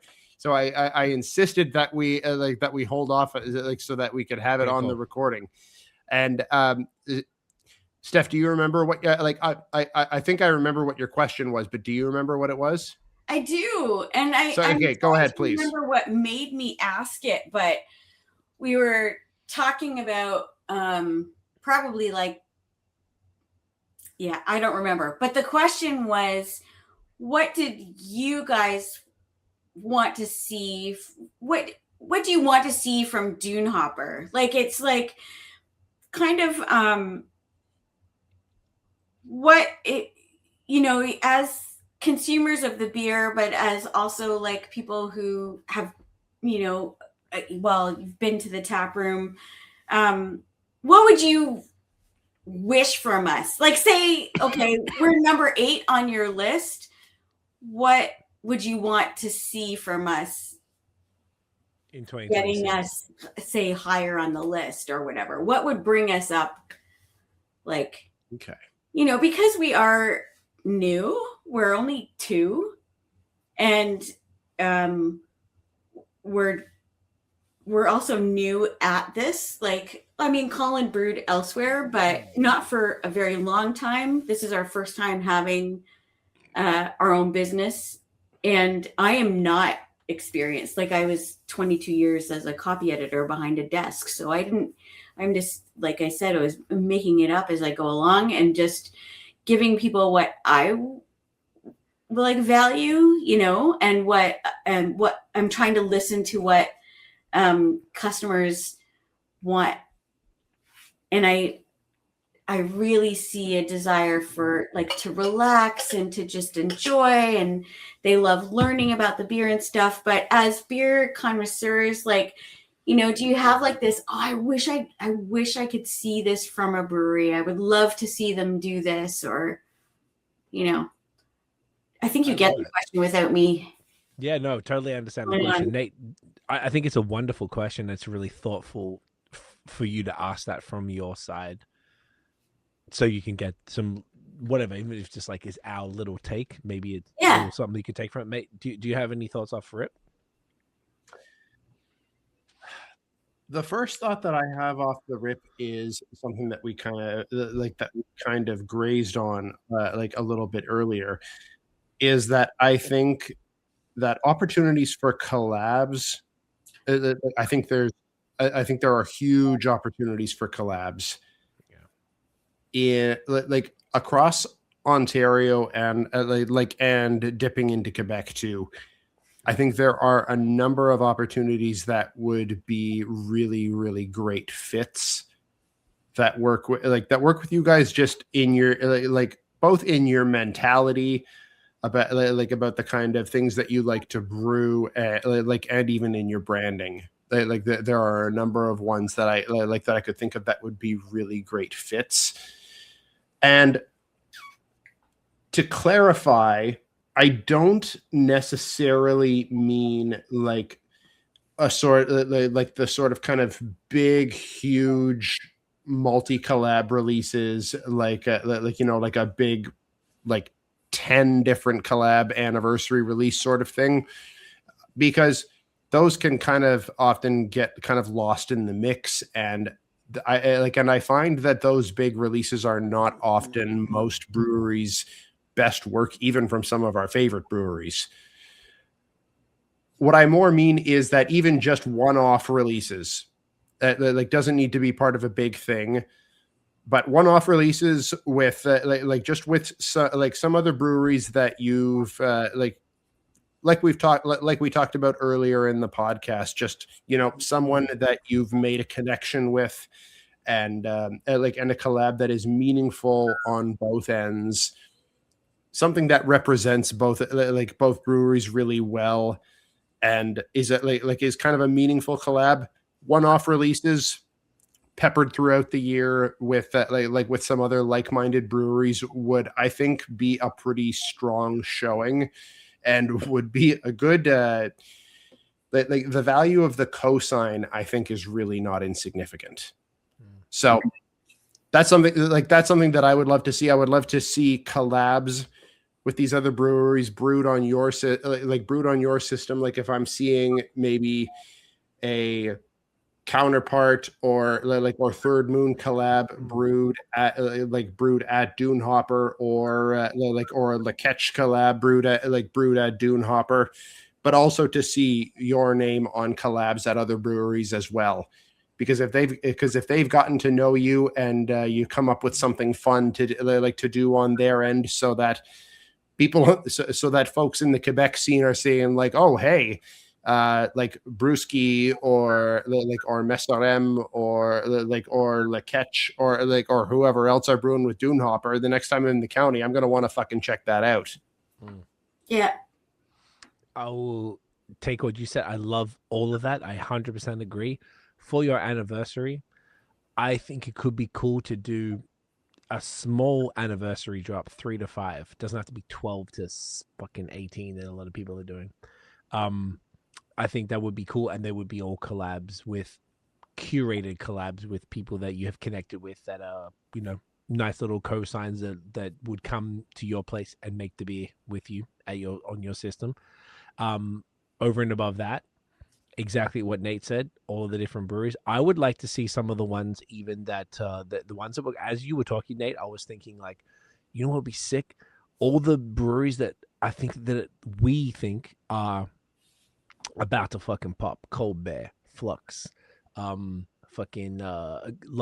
Gather, that type of thing. Like breweries that have been around a similar-ish time to you guys, that are making some noise, that are doing some really fun, cool, interesting things, that are down with the same type of stuff that you guys are, that are really putting themselves out there. I think that would be beautiful, and you could do like home and away collabs, whether that's anniversary or you would do what Nate said, where you'd like go to them, they do one, they'll come down to you, you do one, and it's like, you know, it doesn't have to be centered around an event. What I've noticed is that a bunch of breweries, all my friends, Third Moon, Counterpart, fucking Badlands, a lot of breweries do Fine Balance. They'll do their anniversary drop, and they'll have at least one other special drop throughout the year. Halloween, Thanksgiving, Labor Day, fucking something, Easter, whatever, some other little thing where they'll like a couple of drops a year. And I think that's one thing that a lot of breweries do there, where there's a couple of special drops a year, whatever time that is. I know that like other brewery, like say all my friends, Ryan told me they specifically chose things that didn't interfere, because I know that Counterpart and Third Moon both do a Halloween one, so they did a Thanksgiving one, they did the Friendsgiving thing. They also do the Terptacular in for 420, because no one else was really doing that then, so that's why they chose that over and above their anniversary. And they're not massive. The Terptacular is like 4-5, the Friendsgiving 4-5, nothing crazy. It doesn't have to be 12-13 that some people do. Those are great examples. I think that could be really fun, doing those collaborations, because as we were talking about in the beginning, I think that the collaborations are just a really great way to keep the brand out there, keep it strong, and get it in front of new eyes. And also, though, if you're talking to breweries like the ones I mentioned, so like people like Third Moon, Counterpart, Badlands, Willowball, fucking Fine Balance, all my friends, they've been around a little bit longer, and if you've got connections with them and they can do it, that would be amazing. I also think there's a lot of value in doing it with the ones that I mentioned, Colbert, Flux, Gather, Lovebird, things like that are newer, that are doing really fun, interesting things. Lovebird are more crispies, Gather are definitely haze, but they do other stuff. Flux do a bit of everything that are incredible. Like everything across the board is fantastic. And I said it so quickly I forgot who else I said, but I feel like you would be equally beneficial on both sides. And I think that like people don't know how fire Flux are, people don't know how fire Dune Hopper are. You could help each other out. It's not that far. They're like in Scotland, Ontario, which is like 45 minutes from Hamilton. Between you two, I don't know, 3 hours, something like that. Maybe a bit of a hike each way, but it would be probably worth it. And you might be able to like batch it with other stuff. Maybe you come down here and do Fairweather, or you do Clifford or Grain and Grid or something as well. And, you know, do a bunch of, or you could go up to Guelph. There's some Royal City, some incredible stuff out there, or go up to Cambridge and Sparrow and Wavemaker, and like, you know, there's so many different things that you could potentially do to benefit that and keep these sort of like, look at the Leketch model that Guillaume's doing. He's just coming out from 8 billion hours away and then coming out and doing all these collabs, and just that, like Nate said earlier, that's how we learned about him, and that's how we're really passionate about his stuff. Like, it's some of the best stuff in Quebec. And we learned about it because of his collaborations, and we've had him on the pod a couple of times. We're talking to him all the time, and he's making sure he's keeping us, you know, we're buying all the new stuff. It's I think it could be really beneficial for the brand, and I think it could sort of, you know, keep that going. And then also the only other thing would be that I said that to you off air, Steph, was the tap takeover. So I know Durant, I'm pushing. Chris wants to do it. He's done a few for a few different breweries before. Even if it's 4 20-liter kegs, that's fine. He's got 8 taps and a Luke, and one of them's a Luca. 8? I think it's 8. So even if it's a few more and you bring them whatever, like, that is something that is helpful for a beer bar like him, that can be rammed very easily because the room is so small. You could pack that place out and it's a vibe because it's so small. And there's, you know, you could do something at the Brain. You could, you know, in Hamilton, you could head to a few different places. You go into Toronto, you could go to Guelph, you could go to Kitchener, Niagara, whatever. There's different places that, you know, London, that have these beer bars that would be worth, even if you're doing one-off cakes to them, as far as like oh my gosh, what's the word? Like what's it called when you sell people shit from a brewery and you sell them a keg? Wholesale? No, there's another word. Pilot batch. What's it called? They're a client. They're a restaurant or a bar that they're not A licensee? Licensee. It's been I did a 4.5 hour live stream before this on high season, so my brain is a little bit fried. I apologize. Yeah, I think that could be so sick to do, like the licensee. So not only just sell them a keg, but be like, hey guys, like, are you interested? Maybe we could do a little event together. And, you know, whether it's the quiet time of year, whether it's other time, I just think it's exciting. You know what? I'm gonna hop on that and throw out another idea, because this is one that all my friends did with Slake a couple of years ago, and I thought it was fucking brilliant. Dude, they did a joint tap takeover tour across Ontario, and I met up with Ryan when he did his Ottawa stop for that. Was that Lupulus? And what's that? Was it at Bar Lupulus? No, it was not at Bar Lupulus, actually, although that would have been a great great location for Cheshire it. In particular, no, it wasn't the Cheshire Cat either. It was actually at Three and Company Snack Bar, which is a small which is a small bar that has a great craft beer list here. But it's a brilliant idea, and like I could so see it working with you guys and all my friends if you were to do a similar kind of thing. And it doesn't have to be a huge thing. Like theirs was like 4 or 5 stops across the province, and 3 beers each or something like that. Doesn't have to be crazy. Yeah, like 3-4 beers each, or could be more depending on the locations that you have. Doesn't need to be anything big, but it doesn't need to be like a takeover 12 taps kind of thing. Like you could do 4 and they could do 4 very easily. We just don't have that many, right? Yeah. We've only got 8 taps in the tap room as it is. So but usually what you'd bring is like a 20-liter keg for each thing. And and because if you're doing a tour, you wouldn't need to leave it with them unless they wanted it. So then you'd have because I know Duran only really wants 20s because it's a little easier to push through and to sell, particularly for something like Haze. It's a little bit more sensitive to time. And he just prefers it. So it'd be like, yo, if you can get me 20s, maybe 30s worst case, but 20s they love. If you could do a bunch of 20s and stuff and you combine them with another brewery, such as all my friends that you're already close with, because there's you pet with Slake or somebody else that you're cool with.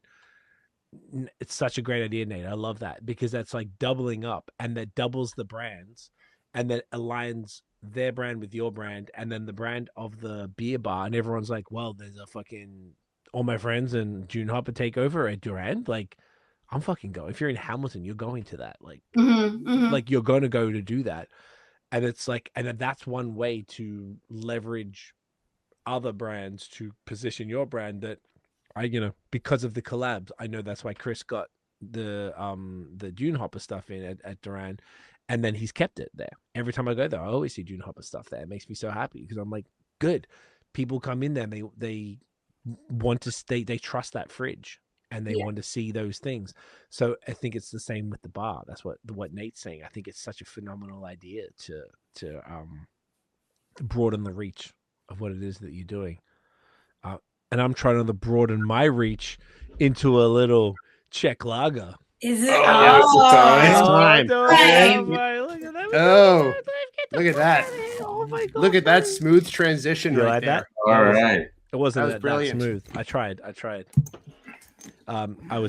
I fucking demolished that adventure sour. I love that sour so much. That was so good. So good. One of my favorites so far. Oh gosh, absolutely phenomenal. And this glorious little gem we're putting in our glassware. Oof. It might look intimidating, but it's not. I remind people that it is a lager still. Yep. It is so easy drinking. It's so easy. Couldn't be easier. It really couldn't. It puts itself in your mouth. And then, Yes. Look at that pour. look at that Nathaniel's head. Yeah. Look at it. That's meringue, my guy. That is Yes, meringue. indeed. Oh, Gorgeous. Nathaniel's poured a few very beers in his time. Pour. Thank you. Yeah, this beer is I still smell the sour. absolutely fantastic. It's just so well balanced, this beer. I find. Yeah. I'm excited. Guys, cheers. Get that in your face. Oh. Cheers. Oh, it's so good. It's so good. I would say Czech Dark Lagers, which is what this is, a Tamave, might be the optimal style. I could drink Czech Dark Lagers all day, every day. Czech blonde, like pale lager, Polatamave as well, the amber, absolutely phenomenal. But there's something about this. It's next level. And this is beautiful chocolate, like light, it's cold brew. Yeah, well, coffee it's sublime. for breakfast. Sublime. Yeah, this is a breakfast beer in the truest sense of the word. Oh, gosh. Outstanding. So smooth.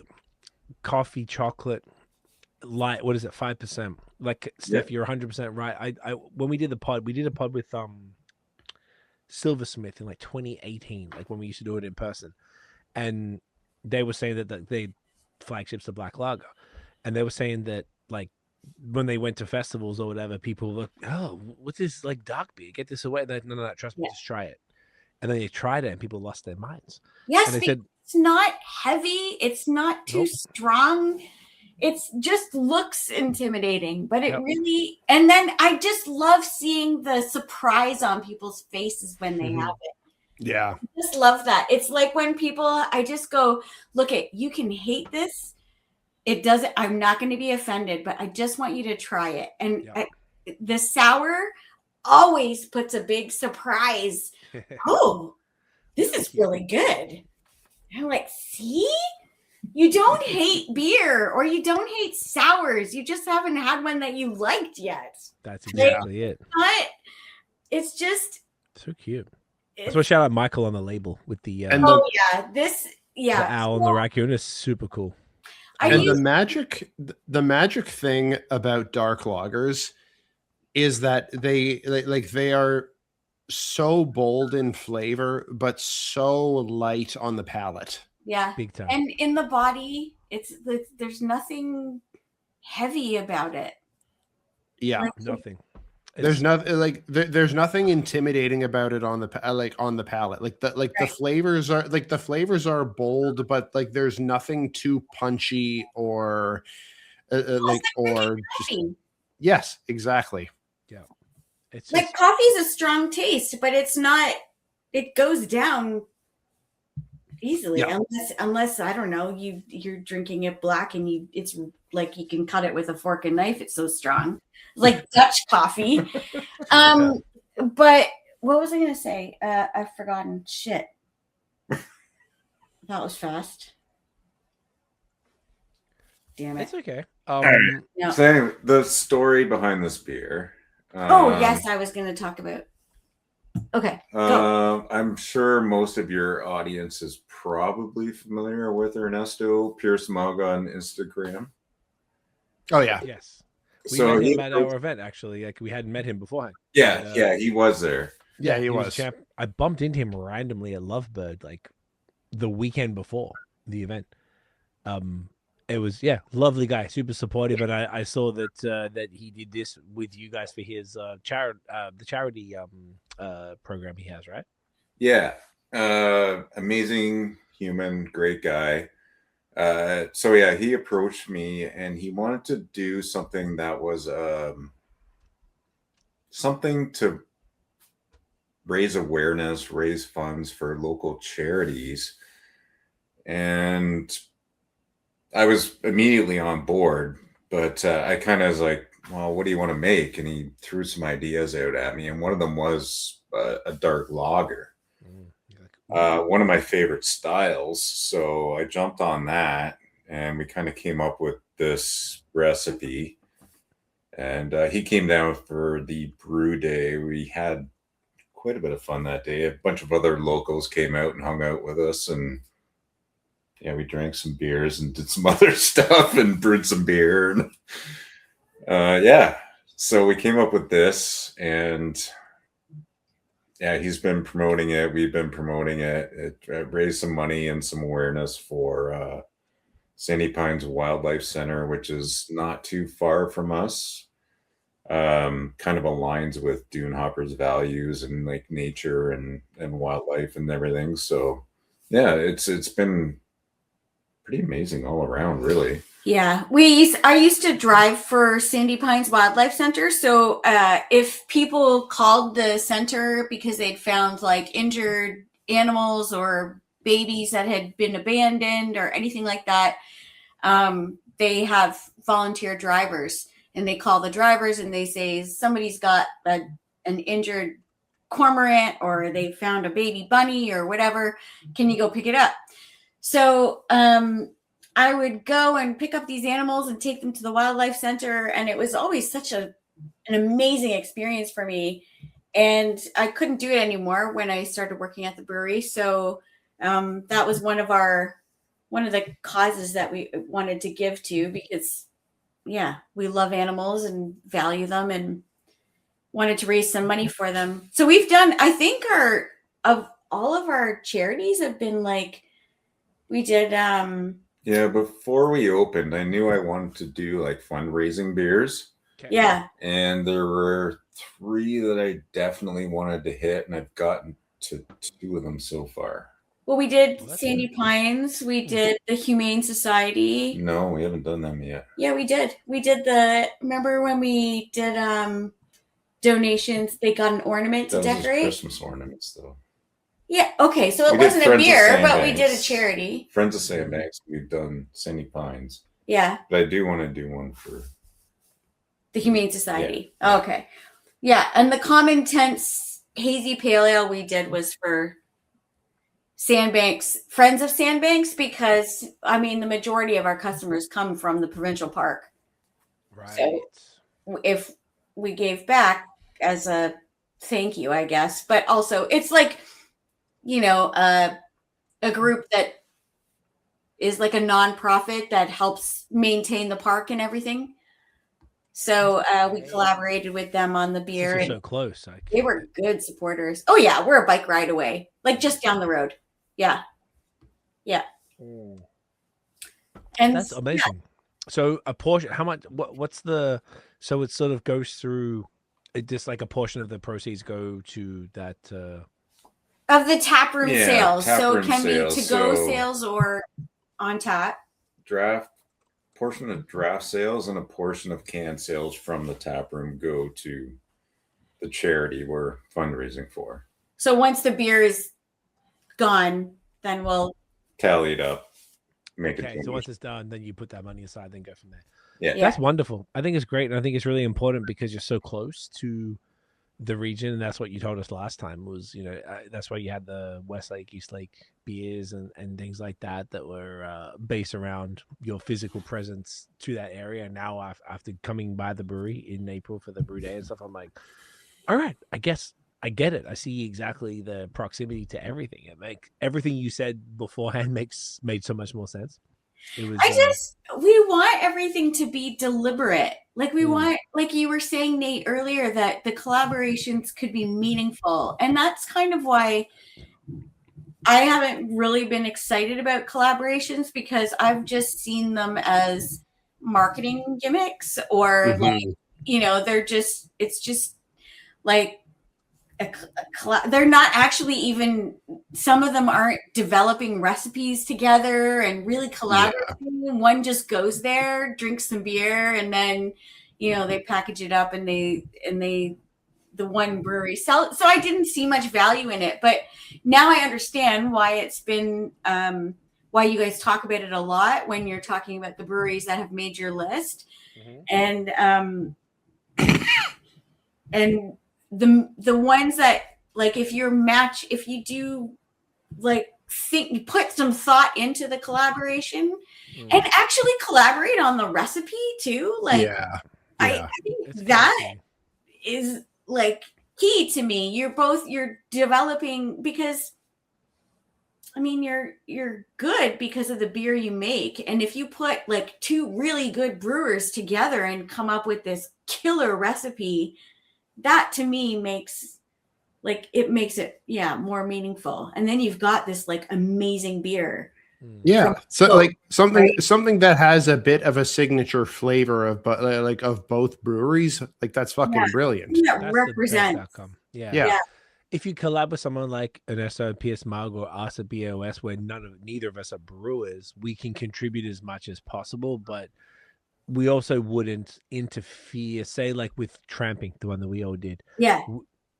We wouldn't, it'd be a little harder I wouldn't be like, Colin, this is going to be the fucking, this is going to be the malt bill, bro. All right. We would more collab on the the hops and things like that, like a little more surface level, which does make an impact. Even a hop, It's not nothing. It's not nothing, but like it's not to the depth of what you're talking about, Steph. With two On a brews. hazy IPA, the hop bill is pretty significant. Yeah. Yeah. But also, though, what you would contribute is 10 years of being beer reviewers. So you know, like 15, what actually. the people, or 15, like, you know, like you would be contributing something extremely valuable that people who work in the breweries don't necessarily get, which is out there tasting Perspective, and perhaps. experiencing, and like a totally different perspective that I think is very valuable.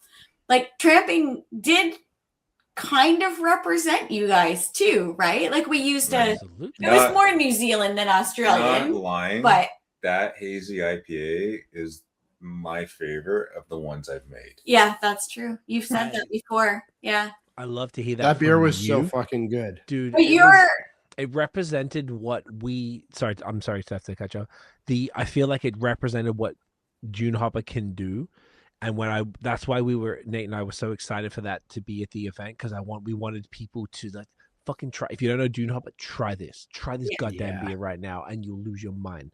Just for people to understand the level of quality that you guys do, and that. I thought that was like, and I'm very happy to hear that you guys were so happy with it. And I think the reception, I never heard anyone say anything but like, dude, this is fire. All the reviews on Untapped were fire. The numbers were pretty good. I don't recall, I haven't looked at it in a bit, but I'm pretty sure it was pretty reasonable. I can't remember. I don't know. 4 point something. I'm fucking looking it up. God damn it, we're doing it. We're looking it up. We're doing it. We're gonna do problematic looking up here. Tramping. There it is. No longer in production. Average of 4.13 from 181. Check-ins. It was Superdelic, Nectar, and Citra. Yeah. Citra was pretty minor, but yeah, mostly Nectar. Because Citra's in all the other stuff. Yeah. But it was like, yeah, look, someone said a dry and easy drinking hazy. Gotta keep my eye on Dune Hopper. Oh. That's what someone said. I don't know this person. This is just people who had was this someone I'm friends with, or this is everybody? This is all. So this is not people I'm friends with. So like a lot of these were from the event as well. That and it was even like Louis Philippe, who works for Missouri, was like, great blend of hops, is coming out really well. Love the fact that it's dry. Hello, and he tagged me. Because he works at Meso.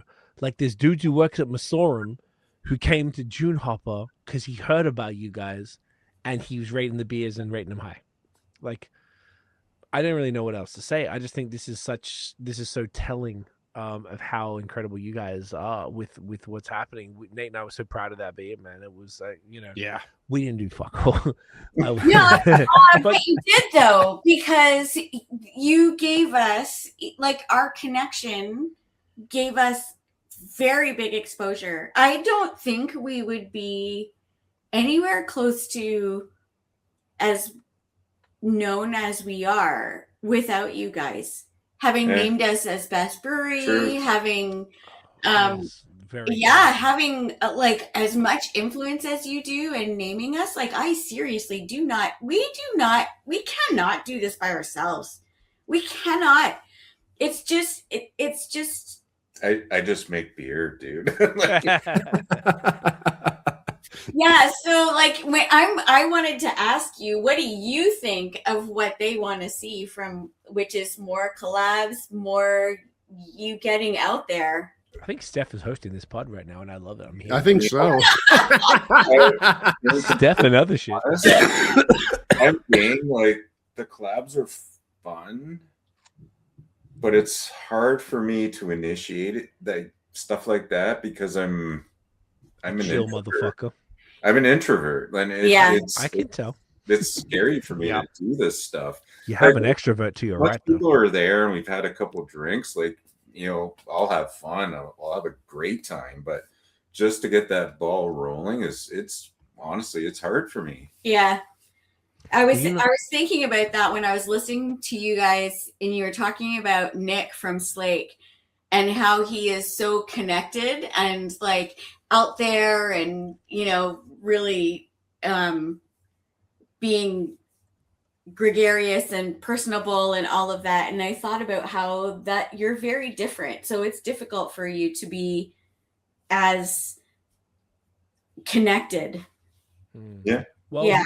with that, like Nate and I will do a warm intro with literally anybody and we've said this to a lot of people because like, what's the point of having all this stuff? Like all these people that we meet and get to hang out with, like wonderful humans like you guys. Let's connect everybody. Like, Yeah.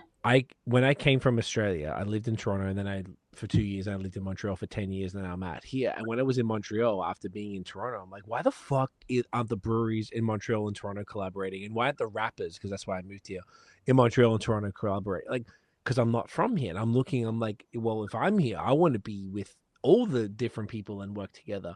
So the beauty of where we're coming from is that Nate and I talked to, it's primarily Ontario and Quebec, but we're really trying to expand a little more this year. We've got a lot of stuff in the works to try and broaden that a little bit to then be able to connect more people together.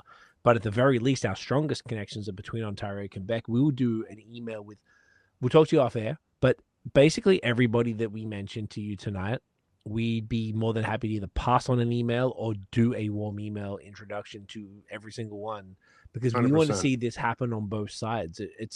I think it's almost imperative to the survival and the growth of the craft beer scene Right now, especially. Yeah. And particularly right now, especially, couldn't agree more. And just like, I think those collaborations are what's going to bring, patrons just awareness. It's just awareness. And then be like, maybe people are in Prince Edward County, they fuck with Dune Hopper, and they're like, who's Flux? What's this about? Oh, it's out there.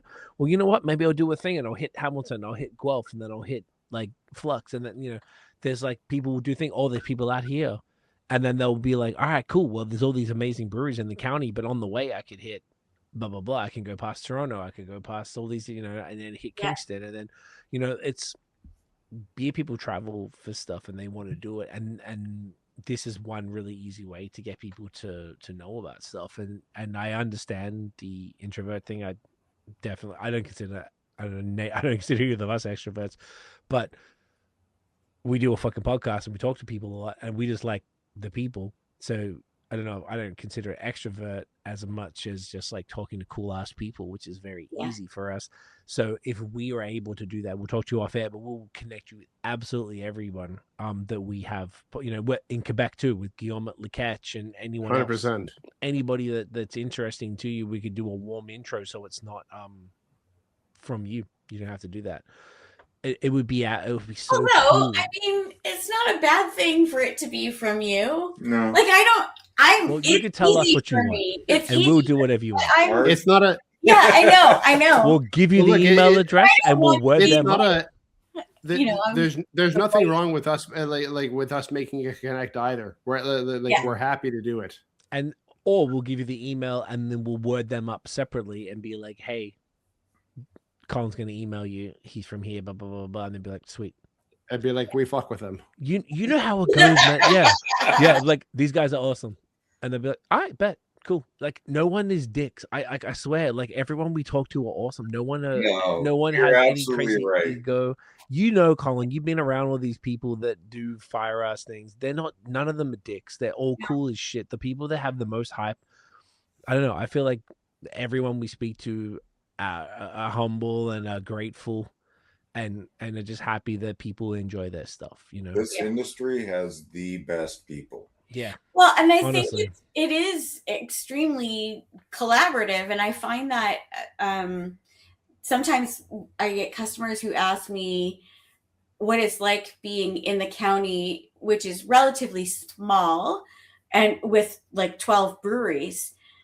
But I keep telling them it's not competitive. We all have each brewer has their own way of making things. We all have very distinct styles from each other. We're very different from Slake and from Matron and Parsons and all my friends and Garage Time and all of them, like, and Gillingham. Like, so we can say, I'm always, because it is the county, you can say to people, oh, where are you headed next? Because you know that they're typically touring. Yeah. They're doing a trip. So, yeah. or if people come and they're like, oh, I don't see any, like, say we don't have any dark beers on tap or something like that.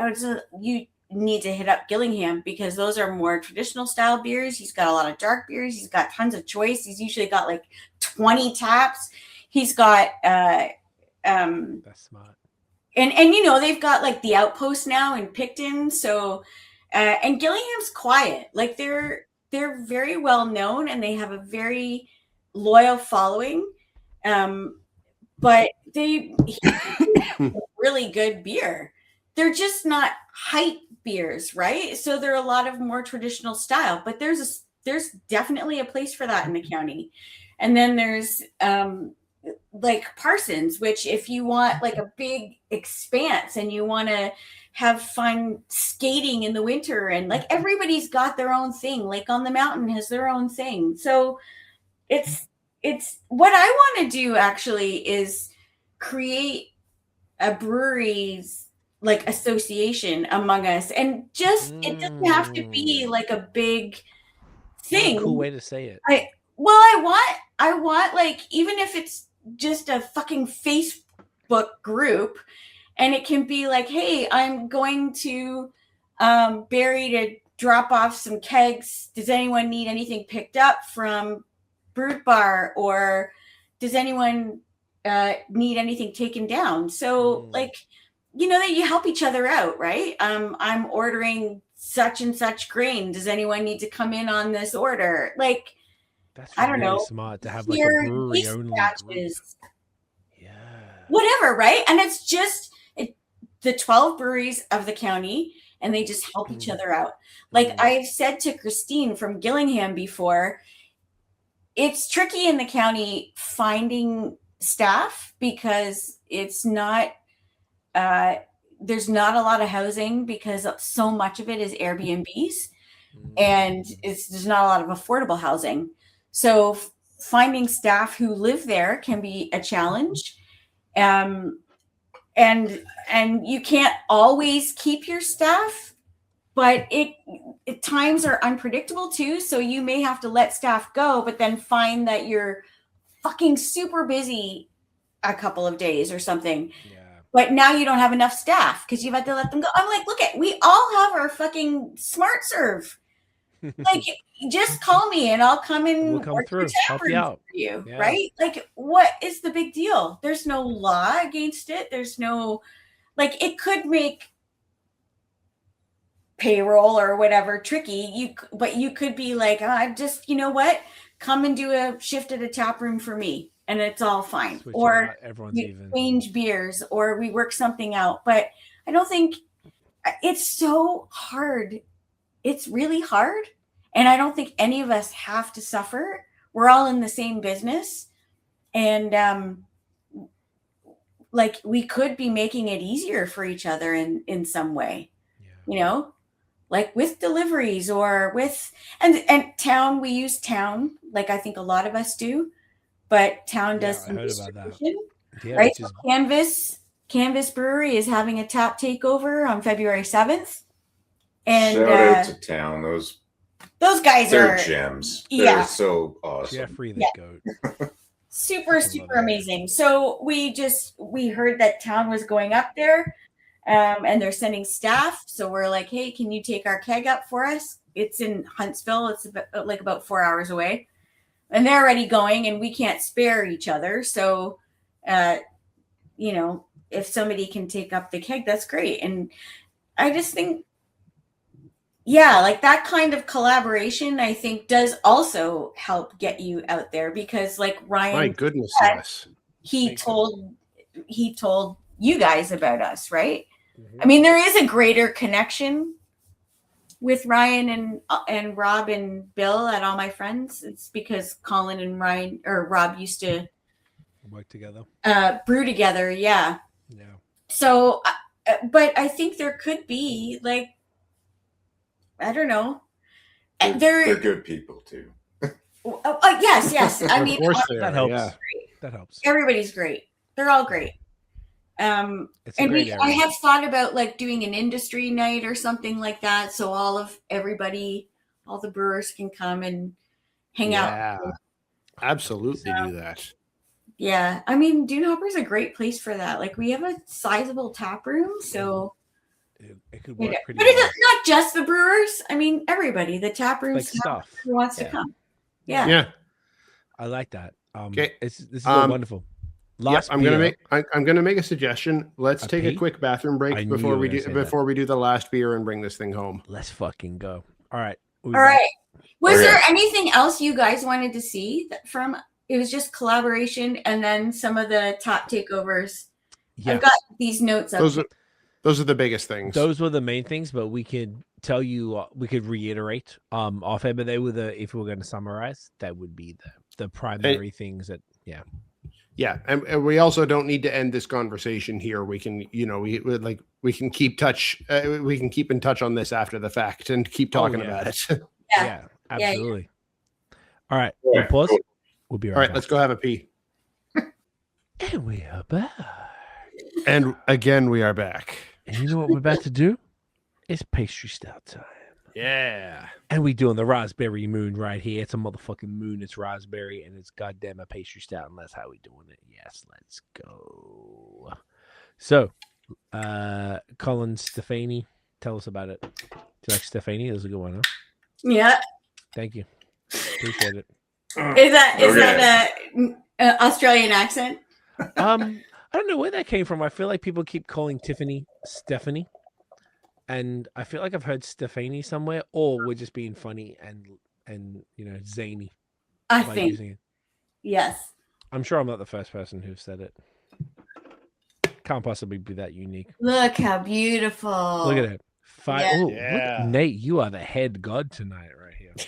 Pause. 5.8%. Holy shit. I know, right? I've been going wild with my calls. This is a raspberry stout.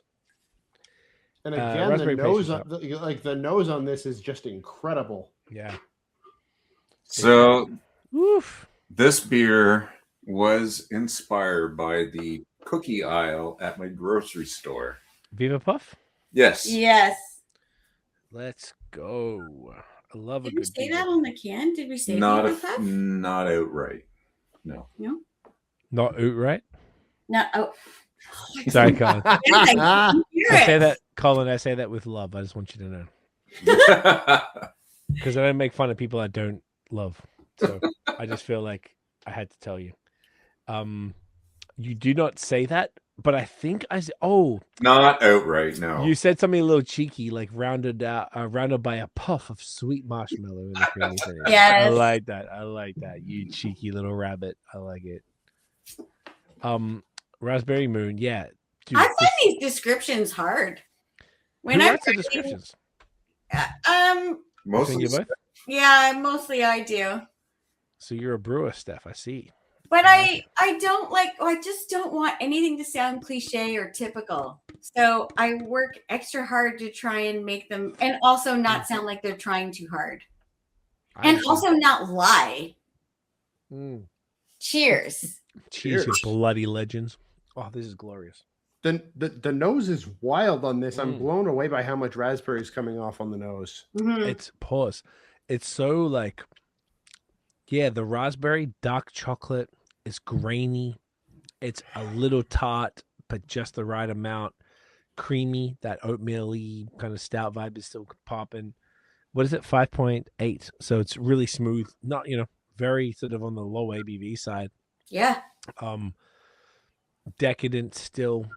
It's got that cacao, kind of almost like a little bit of bitterness in there. So it's not sickly sweet or anything like that.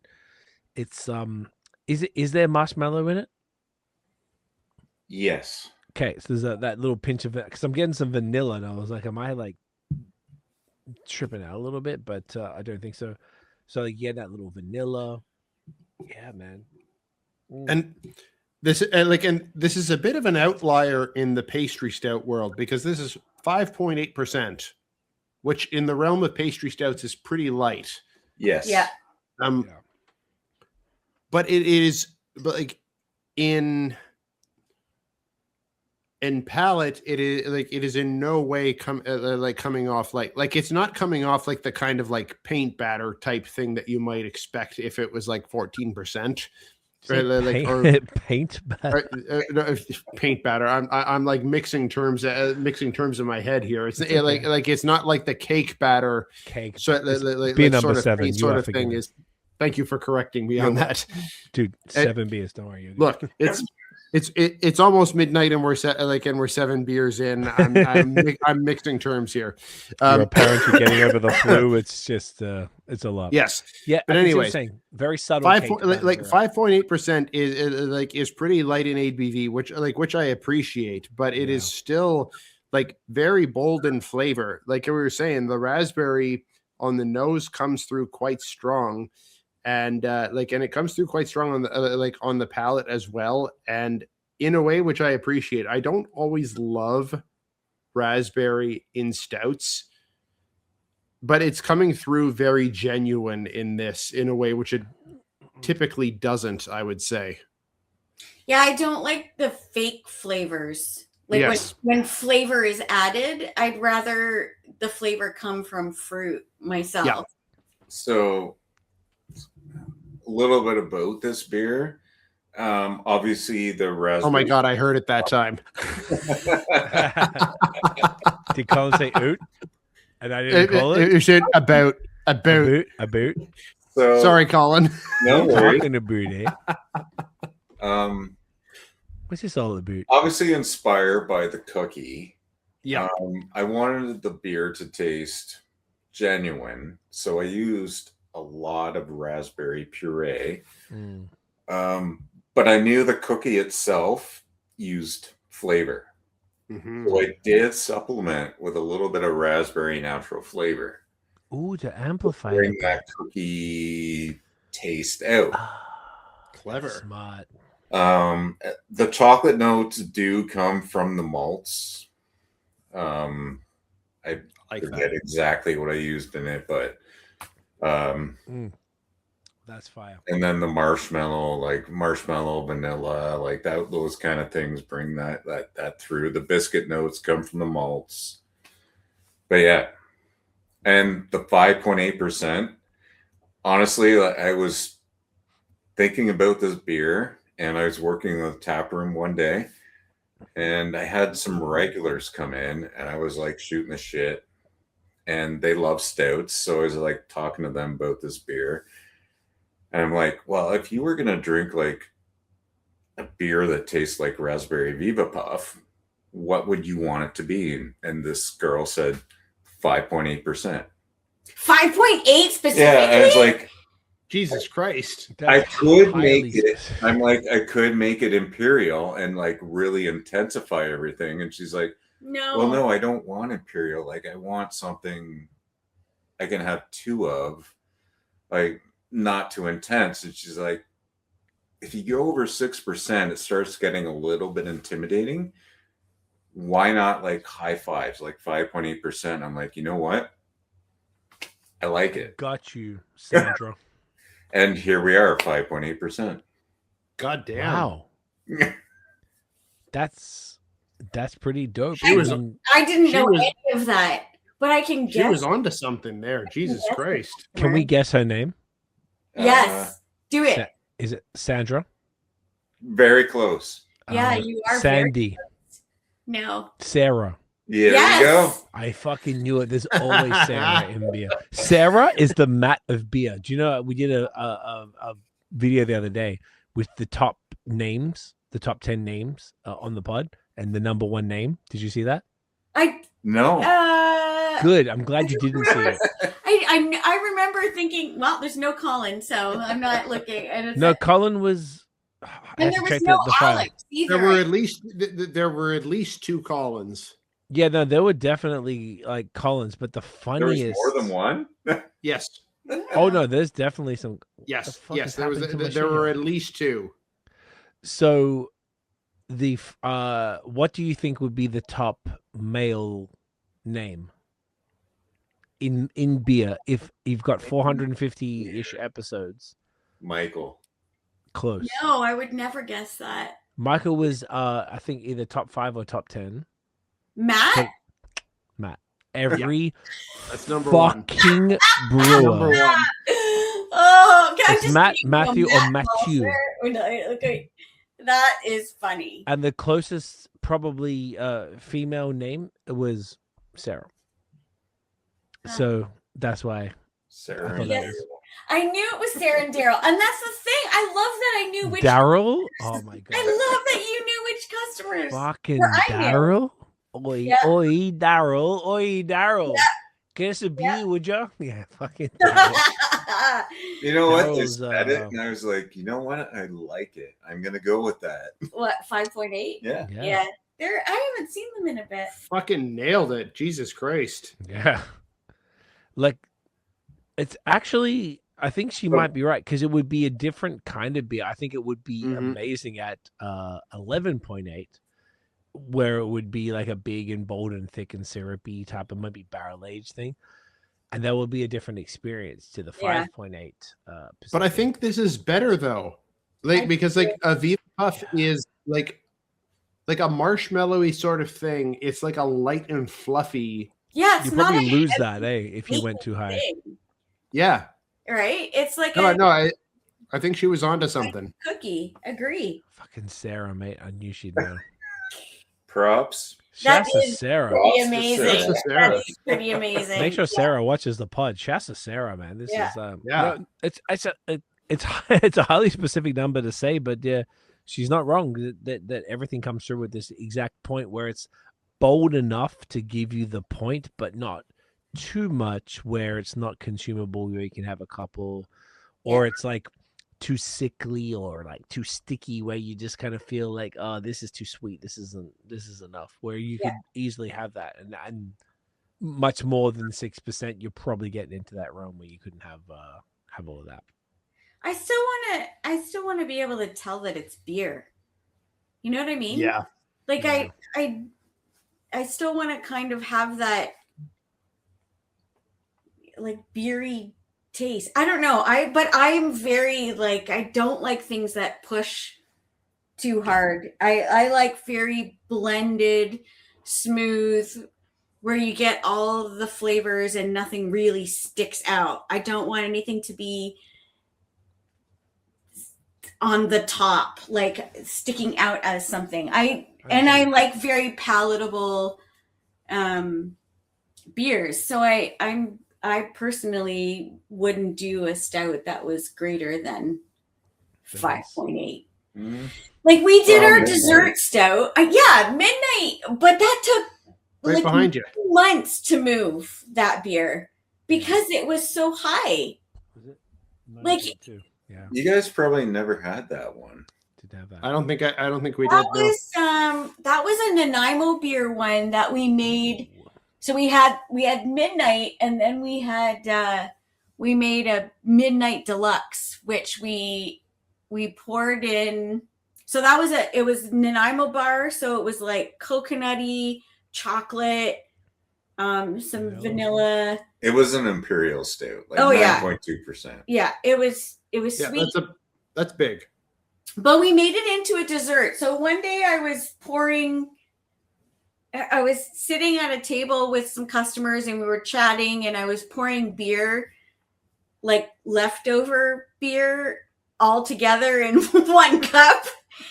And it looked really amazing. One cup, I took a picture of it, and it looked like a Starbucks frap or something. It had all these different layers to it that were gorgeous. And so what we ended up doing, long story short, with the Midnight beer was we put in a little bit of the beer, then oat milk vanilla creamer, then more beer in, and something in the creamer or whatever kind of made it like, I don't know how to describe it. No, but the beer became sort of striated. So it wasn't like, it didn't all blend together. It's like when you pour creamer into coffee and you get that sort of swirly, you can see the two of them together. And then that just created like the most glorious poofy head, and then we topped it with a little bit of glitter, edible glitter. No, coconut.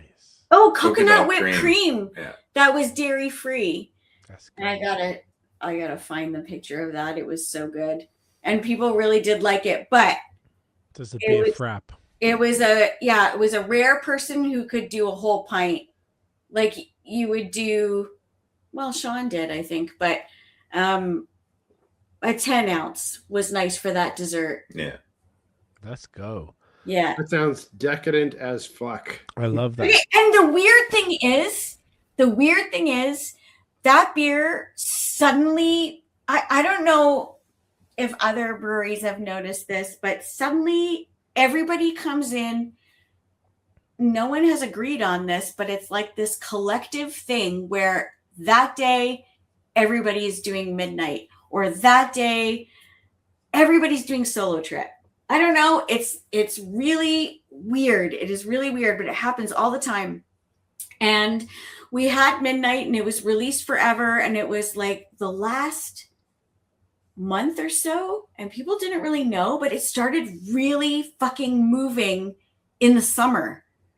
Everybody wanted this midnight. I don't know if it was the tourists or the type of, Go figure. even the ethnicity. Like we had a lot of like Asian people really loved that beer. And yeah, it was super interesting. And then I remember somebody wanting to buy a case of it, and just like suddenly that beer moved and was finally gone. And I was like, okay, now we have space for something else. It's a hard sell at 9.2, but you got it through and you made it fun. Yeah. So with all of that, I feel like we've covered a lot of stuff. We've had 7 beers. We've seen where you guys have taken it in the last year and a half, and where you're about to hopefully take it for 2026, and we're super excited. Guys, this has been amazing to really get all of this. Oh my God, this has been such a pleasure. Oh, thank you. Just you guys are amazing, and we appreciate you immensely, and we just love what you're doing. We love the way that you approach beer, and we're both really excited for where you can take it this year, and the different things that we talked about. Like whether it's collabs or pop-ups or tap takeovers, or more fucking vendors where you're selling licensees, like beer to them, and just and all of our good friends in Quebec who come through this summer. We're going to come through the county and just going to discover who you are, and just be like, what is this? Why didn't anybody tell me about this? I'm really mad that no one told me about this type shit.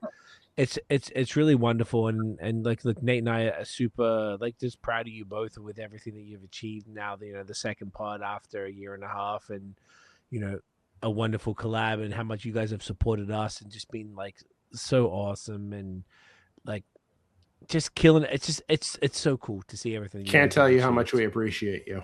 Yeah. Oh, well, likewise, man. Like, so likewise. I don't know about you, but I always feel like the small, person or whatever. So to be recognized feels really. It's an honor. It is. It is. Yeah. It's a huge, huge honor. Like, there's a lot. I mean, the market is kind of saturated, and so to be like recognized for the beer, and I mean, there's lots of nice people, but to be recognized for what we actually do is big, because you guys really deserve it a lot. Thank you. Please don't feel like the small, because I feel like I understand where that comes from, and that's such a humble place. You don't have to feel like the big, but we got to acknowledge the quality of what you're doing, and I just feel like factually speaking, just completely emotion free. Like, it's just the quality speaks for itself, and that is what we really do love it very genuinely. From the time that we spoke last time, so much so that we were like, hey guys, would you be down to collab with us? And then you made fucking the most fire IPA that made a big impact at the event, that so many people had the feedback was crazy, and just all of the different styles that you guys are doing, it's so creative and so wonderful, and the community on top of that, and just the attitude from like, this is a wonderful time of year when shit is fucked because it's January or whatever.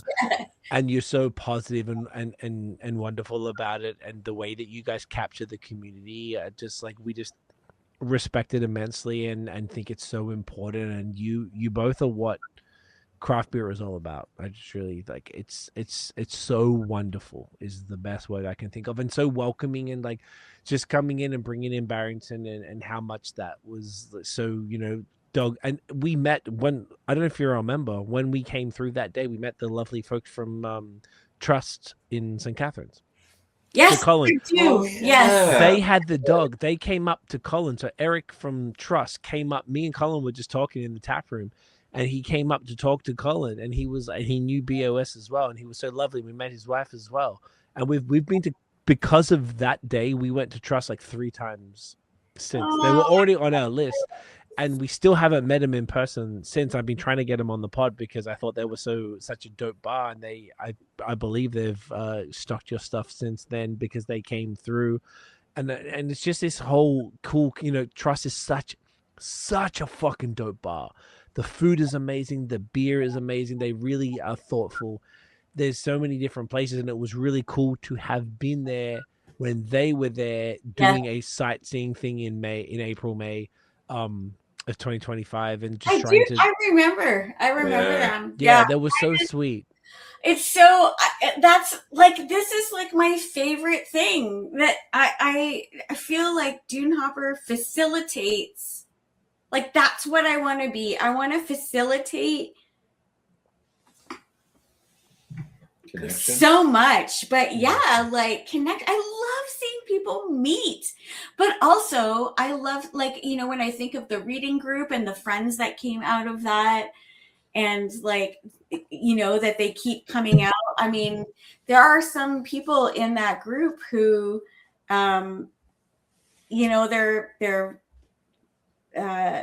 loved ones have said, it is like miraculous that they're doing this, that they're out and reading and meeting people. They're leaving their home. Like, what you've created here is so great. And that is just, that's what gets us to work every day. Hell yeah. It's important. And I feel like that illustrates the importance of breweries in the community, and what community, like, just spaces that you all represent, and what you offer all the different places. And it's so important that as wider communities, as smaller communities, that we just support the breweries that sustain what we all have. It's more important than ever, particularly in these tougher months. Right now we're recording this on the 28th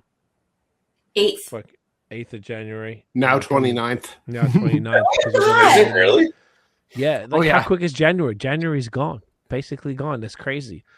And it's cool that to just see what you guys have been able to do, and everyone, all the breweries everywhere across Canada, beyond, are trying to make it work and trying to get by. And it's so cool to hear that there's ways that people are coming through, reasons that people are coming through, and just shows the importance. Like, we can't have breweries closing. It's not really about alcohol as much as like a community gathering place, and what that means for people. So thank you guys for providing that out there, and for delivering something different. And that's the beauty. We talk about your proximity to some incredible spaces, but you all 4 of you guys, at least within the region that we're talking about, are so different. And it's so wonderful to see you guys thrive. You guys are the youngest of the 4. So, with Slake, Matron, and all my friends, you guys are the youngest, and you're just really finding your feet. And it's really cool to see you guys grow and thrive, and networking, even if it's out of your fucking comfort zone, Colin. And I've seen you out there, like, I remember we were at the Clifford thing. Every time I saw you, and I was like, I think I've spoken to someone. I came back, I was like, Colin, what's up, man? We're just chilling. Like, you just like, I don't know. I just really like what you guys are doing. I love what you guys represent. And Nate and I are just such massive fans of everything you guys do. And we're very grateful for what you did to support us for our 10th anniversary last year. We're very appreciative, and it means a lot to us. And don't think that it's like something that we are just looking over, because there were so many collabs and we're grateful for every single one.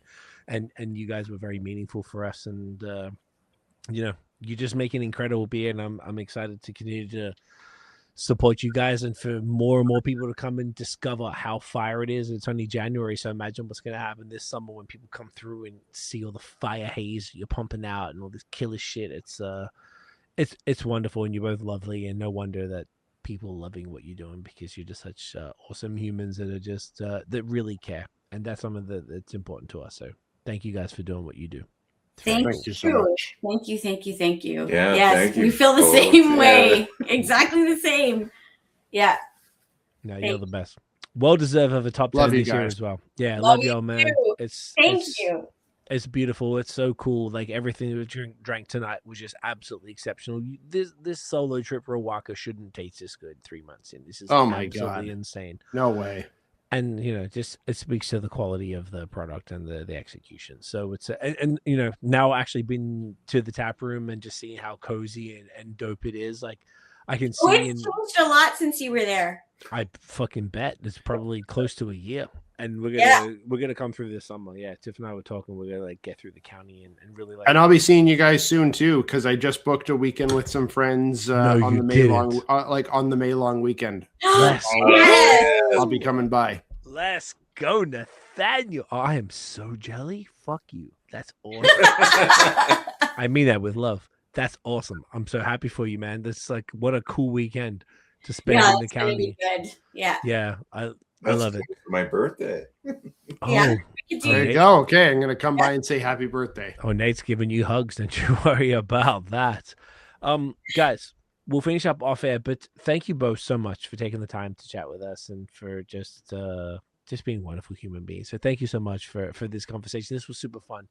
And I hope it's reminding everybody, like, just, you know, what it is that you guys do and what you bring to the scene here in Ontario. And I love it. Thank you so much for fighting through this crazy ass cold season that's very difficult for everybody, and with dry Januaries and dry fucking Februaries for the Quebec folks.